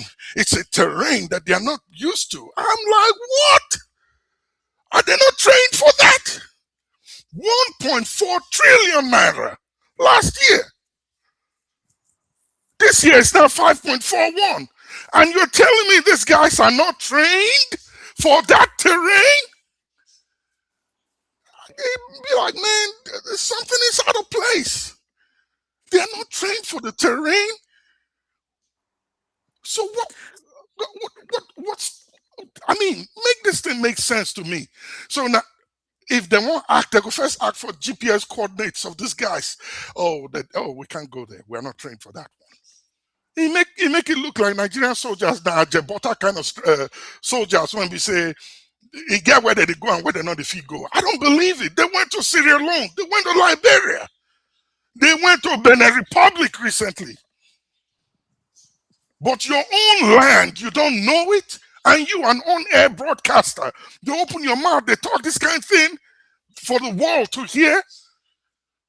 Oh, the reason why they got the body out is because they are in the bush. So they waited outside for them. They brought the body and they took it and went back. But the wife was still there. Nobody could go in. There was no tactical counteraction to... I'm not a military guy. I get friends in there. I hear stories of how they do their thing. You carry the The flagship. How about the Navy? How about the Navy you wanna get for the country? You waka leave the woman inside the bush, and then a couple of hours later, or maybe days later, you now come to tell us that, oh, they ran under the tremendous force of the Nigerian army. They shot the lady. Come on, man. Come on. God, That is gaslighting now. They gaslight Nigerians. Are we stupid? These people really think we're really foolish. We Nigerians are stupid. We don't know nothing. So anything when they tell us, now we they take. I don't see any radio house when he called the army general, when they give that statement, or the Katsina state government that comes out to talk about diabetes. Oh God, where you get that record from? Who be the doctor when give you? Which family member tell you say this general get diabetes before they capture him? How did you know that that was the result of his death? Come talk to us on the TV. Make we ask you questions. But they took it, and it's headlines everywhere, and they are speaking it out to the entire country and the world. And everybody say, oh, okay, yes, so not true. But at least they really tried and said at least if you see this one dead body, make we thank God. Well, move on. But I know say all these things where they happen, it will still fade away very soon. Nigeria don't they use now? One story come, give them couple weeks now they go next story. It pain me say now next now what they do. It pain me. And on top of that, our people when quote unquote get great minds that should know me. I don't know how to interrogate people. I don't speak well. I don't know how to ask critical questions, but I can try. If you put that general in front of me, that army spokesman in front of me, or guy, you go sweat for body, because you will have to explain how this happened, this Rambo kind of move when una make. When una fit go get the wife out, but una never fit triumph for Bonu. Una never fit go triumph for what do they call them? Or your state. Wow. So you see the protests where they make. You see the kind of ammunitions where they carry come out street. No, all of them fall out. Not civilians now that if you use that one for. That's what I'm saying. You see now. The flashy. Just one second, my brother. I will drop off now. You know, I'm very concerned or very worried, or if you guys are not, I am. Because the Nigerian military is highly compromised as we speak. It's highly compromised. When you have these terrorists that come and you talk about a program that you use to go train, how do you change somebody's mind in 6 months, 8 months? 3 years, Seth, is too close to de-radicalize people who do these kind of things. And then you hand them our uniforms and give them our guns and put them in the midst of the genuine Nigerians who volunteered their lives to save the country. But you have Nnamdi Kanu, we don't preach about everything, locked up in the jail, and you have the terrorists, we don't buy people. You understand? They rehabilitate them. They give them opportunity in less than 3 to 6 months. They let them back into society. Why you not letting Nnamdi Kanu back into society? So here's where my problem is. Here's where my concern rather is. So in 5 years, maybe 10 years from now, these guys that you claim to have rehabilitated, whom we do not know where they're from. Let me buy that one. I'll take that one. We don't know where they are from. We don't know who sent them. And make us still agree, although I'm not going to agree, but let's agree to disagree. Are they talking? Let's agree to agree or agree to disagree. We don't know where they are from. We don't know who sent them. We don't know what their purpose is. We don't know what they can do following this. There are triggers. People who have gone through rehabilitation for whatever issues they were dealing with, drugs, whatever it is. There are triggers that can take them back there. They see one, they don't like cigar, they smoke them. But they've been away from it for some years. Or something just happened. We get military folks here who went to war in Afghanistan that have come back home. They've gone through the process. And the US Army here has a robust package of how to get the minds of these people at least nearly back to where they came from before they went to war. But guess what? July 4th is America's holiday. Some other holidays there where they shoot fireworks. If fireworks, they go like this, ba, ba, ba, ba, ba, ba, ba, ba. Some of them, they react. They think that they're in a war zone. Triggers. You can carry our army, give these guys 5 years, maybe 10 years from now. These guys will become your generals. They'll be heading your army rather, the different aspect, the Navy, Air Force, the army on the ground. They are compromised. Who would you blame, Oga? Our generals, Babi? Yeah, the flagship, yeah. You see, that protest you touched, the Nigeria government and every one of them, they are scared of protest. Like you said, they are scared of the people. They are more scared than the people because that is the reason why you see, once they just see the protests just come up a bit, they are quick to send out those heavy hammery, send everything out to the people to quench that thing quickly. Or any voice they notice that this voice can move people, can trigger people, can wake the people off. They quick try to look for a place and keep that people. If you guys watch the pattern now, why did you think that they kept Nnamdi Kanu where they kept it? Because Nnamdi Kanu voice were moving people. People were now, it's like waking people up to see the reality of what is going on in the country. Again, look at El Rufai. They know the damage El Rufai can do to them. Because since El Rufai is not on their side anymore, and they know the damage he can do, they're okay, this is what we need to do. We need to look for a place and keep this guy now. That is exactly what they've done. Well, sorry, you know the worst thing they don't know is the more you keeping these people behind, you're building more, like 1,000 Nnamdi Kanu. When Nnamdi Kanu started, it was just Nnamdi Kanu. Slowly, do you know how many Nnamdi Kanu that just locking him up? And the one way they don't build now, even the monster Nnamdi Kanu. Nnamdi Kanu never touch arms. All right. Yeah, I understand. Now, just give it 5 years time. Nigeria go regret every evil way they don't do. Because they will build more monsters. Monsters where they no go even believe. When no they fear them again. Even the military, they no go they fear. You understand? You go be people will be. I'm telling you, give this thing truth, give them 5 years time. If say 2027, they no tackle the leadership we will get. You understand? Give it the next 5 years, we no go get any country where they call Nigeria. I'm sorry. This not waiting the way I feel.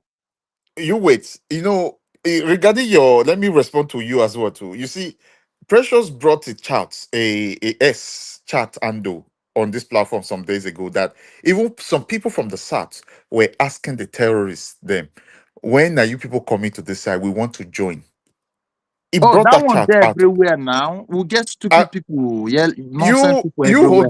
hold on. Even me myself, I was shocked because we'll be saying this on this platform. Now I'll be saying it. I said, the people you refuse to look after today, the people you refuse to educate today, the people you refuse to sacrifice today will become problem to you in 10 years' time, in 5 years' time. Agree. You see, that is why you see where we are in the West now. We live abroad. We in the West as well now. We know how the government make provisions even during school holidays, provisions where children can go for training, everything, as in educate their minds, engage them in different. I was reading in the news today. I think there's a G7 meeting going on now in France. I was reading even when a prime minister was about to He make that announcement and everything. Before, some countries like in the UK, the prime minister came out today, is placing a ban on social media from under 16, from the age up to 16 years old. They won't be able to access social media anymore. That law is being created now. Why? Because they are protecting the children. They don't want those children to be corrupt. So from when would they be able to start accessing social media? From 17 years old. So you could see those are country now preparing the young ones for the next generations. But what is rather Nigeria is destroying their own. Oh God, let me tell you, not even children alone. Where I went to that I came back from yesterday. Now my pikin I felt wrong because he said, Daddy, I can't get on this what was it, Nickelodeon or something page on his iPad. It's blocked. Oh, I could say, it not take me 2 seconds to say, oh wow, maybe these people they allow this thing here. I can't go. I open my phone. Some pages that open up here in the US, I'm talking of news media, they won't open up there. That's it. Because the bandit, they don't want those things to corrupt the people living in that country, living in that side of the world or something. So you could see when the question was thrown at the prime minister, then you're going to face Donald Trump in the G7 or whatever regarding this big tech and everything. He said no. He said the protection of our children must come first. And Canada is because the Canada is indirectly going that way as well now. So what am I trying to say? You see, countries, you could see these leaders are thinking, bringing ideas, bringing things out, keeping their people safe. Because then what we have is the opposite. Like somebody like Dr. Cash will say, the country is not a, because I got that word from him last week. He said the Nigeria is not a nation yet. So it's not a nation because if it was a nation, if Nigeria was a nation, the flagship, honestly speaking, the people in charge of that country now will never smell that seat of power. They will not even get close. Nobody will even consider them.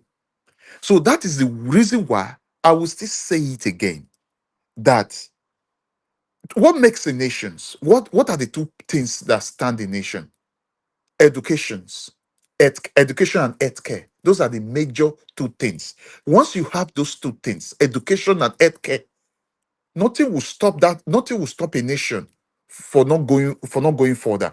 Look, in Canada now we have health insurance, which are very robust and strong. In the UK has free healthcare. They have their NHS, which everybody contribute to. They have education. Those two pillars produce a lot of things. So, in other words, and the billionaires you have in those nations, the billionaires you have in both where we are, even I believe in the America or whatever, they dare not look down on the people coming up or people serving under them or people working under them. They dare not. They respect them as well, just as they will respect them as well, because they know if they do the opposite, they will get into trouble for it. I believe me, you know what I'm talking about. So, but in Nigeria, is the reverse. Once these people are able to get a bit higher, what they want to do, they see the rest of the people like they see them to be nothing. They want those people to come and be worshiping them. Everybody will be coming to them. They want to control the whole narrative. They want to control what you say. Organovers, I So, guess more question for you. Yeah? If they make you president of Nigeria, what would you do? my brother, I'm not a politician, and I don't even want to. I don't want to even be that. But the first thing I would do, if opportunity like that, the first two things, the areas, declare emergency on education, and the second one, healthcare, because education is the key. I'm not like T. Judgment was saying something here just now. when you come to this side of the world, your certificate which you produce in Nigeria is rubbish, it's nonsense. When you come with that certificate to this side of the world, the people that have come here to school, they know what I'm talking about. When they come to this side of the world, you have to re-educate yourself. They will retrain you. You will you re-educate yourself again before you can even venture into the into the public life, into the employment world. Before they will even recognize you to say, yes, you're okay to carry on with it. Your certificate that is being produced in that country, they don't recognize it. No, but So that is the reason why. Because I did this program, I asked a couple, people, like, if they make you a president of Nigeria, what will you do different? The answers why I get, and over here, some people say they go catch all these our leaders, all of them, hang all of them. The same week. So you see power. you see the answer. And I'm not going to say two things now that nation needs: education, declare emergency on education, and healthcare. Those are the two major things that will stand that will stand a nation, that will protect a nation. Education and healthcare. Once education is there, education will tell you between good and bad, will show you the bad and the good. From education, you can make sure you stand on those policies that will make sure, if definitely education will also persecute criminals as well. Education will tell you that this person has done bad, this person needs to go in for it. So education will take. That is why you see, if see what Juma is here, the flagship is here. There are some jobs now you want to go into. They carry total vetting for you. They will carry out vetting on you before you can even ascertain that job, because they will even tell you, because should the case someone try to offer you bribe, how you going to resist it? That I don't want to go into some areas. They know what I'm talking about. If some of them have ventured that aspect of the job aspect which I'm talking about, a total vetting is carried before they will offer you that job, before they will allow you have access to those things. They don't just pick you and put you there. They will even go further to check about your friends, your family, your wife, everybody you live with in the house. To check, they will vet every one of them before they will allow you into those aspects of those jobs. They don't just give it to you like that. Talk out of the person coming to become a president. Talk of the person coming to become a Senate president or anything or whatever. Just like what you see in Nigeria, questionable characters are taking up a sensitive position that they are not supposed to even get close to. So that is why I was saying that there is a massive work for whoever is coming to take over from these people from 2027. There is a massive work. The person must be willing to sacrifice for Nigeria. The person must be willing to work for Nigeria. The person must be willing. Thank you. Well, I do hope that our leaders will put all of these things and suggestions we've made into work and do the right thing. Not with the way we're going about it, by the way. Not somebody like Oshimole complaining today that's perhaps confirming the fear of people that Akpabio may be the worst Senate president by saying that, or affirming that Ireti Kingiba actually told him that her signature was forged. The signature that helped suspend Natasha was forged. So when we have a Senate that is making that kind of mistake, and we've had senators, different occasions, complain about how bad our constitution is, and that's the really reason we have the problems that we have. Precious, that not be mistake, not be mistake, my sister. I'm sorry, bro. Not be mistake. It was intentional. Sorry, I just thought you mentioned that. It's okay, no problem. So we've had sir. I don't understand what is going on in the country. Oshimole is not just knowing what he's saying now. It's all cesspool of corruption and rogue elements. I think that until we begin to identify, for instance, I'm happy that Ireti Kingibe, for instance, is not going back. I can tell you that she's not going to go back. She's in ADC, I think, but I don't think she's going to. If she's running for that seat, that she is going back. And I wouldn't want her to go back because I know that she was working under very difficult circumstances, particularly with Wike there. But even in the Senate, from what I see and I hear, I don't think she has done enough to say that her signature was forged, and she's just saying it now. Unless she said it before, I'd be surprised that she's saying it now. To hear Oshimole She say didn't the just kind of, say it now. She told, according to Shimon, she told him then. and then She told him then. why did Oshimole do? Even Oshimole that is Well, I don't know. I think it's just grandstanding, because if you dig deep, you begin to see that there's probably a falling out. Something has happened. Maybe somebody wants to replace somebody because election is coming, and they knew from the time that the Senate president was having problems with Natasha. In a developed climate, if you were a place like this, they will investigate it, and they can. Then they'll ask him to go. I mean, he can't sit there, sit in judgment over an issue that involves him. He can't be the judge and the jury. So they will ask him to step aside, and they will investigate the matter, make sure that she doesn't influence the decision that will be taken. And if she's found culpable, they would they will recall him or ask him to go. In fact, once that kind of controversy, from here, from there, and there, if you look at his past and all that, starts coming up, his constituency will say, "You're done." So to hear Oshomole saying all those things, it's just because they are all birds of a feather. It shouldn't happen. It's long overdue for him to be impeached. But of course, because there's the power that put him there and is presenting a particular interest, nobody can touch him. If you touch him, I can bet you with what Oshimole has said now, he's probably not going to come back. They won't let him come back. They will do the same thing they did to him before.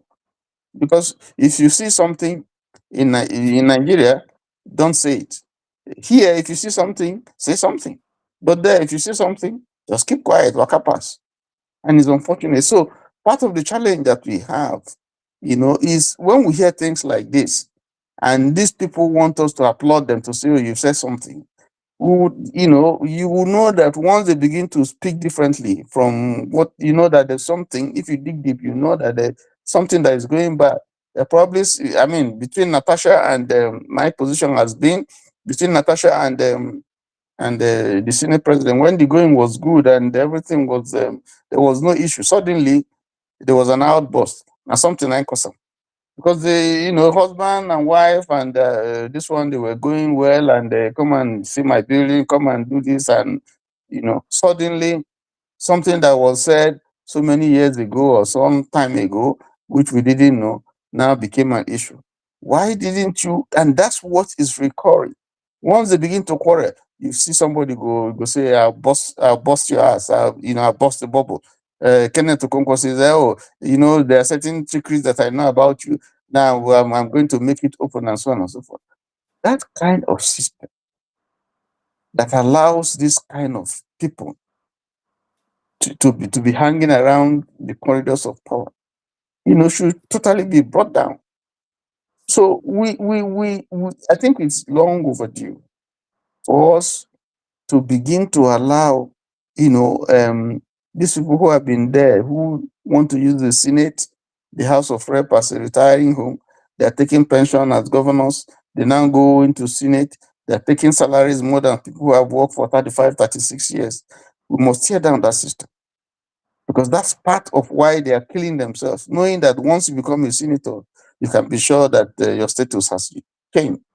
We have to tear that system and have a system where it will be part-time, and it's not a place for So you to who come make bells money. the cat? That is the question. We cannot just say we have to. Who we have to, and who we do they have to. Well, we just hope that we'll have the political will to do all of that. I need to retire now. It's almost 3 a.m. Okay, Precious, please let me respond to this comment that was made quickly. Somebody asked a question on the comment. Let me respond to the person quickly, please. Okay. HP89.TTVC. See, yeah, why I said education. Education, yeah, will tell you between bad and good. Education will deal with insecurity, will snap at insecurity. Because once you're educated, you will know that You will know that this person is thief. This person, if this person is a thief, then you will know. Education will teach you, like the judiciary or what we're talking about.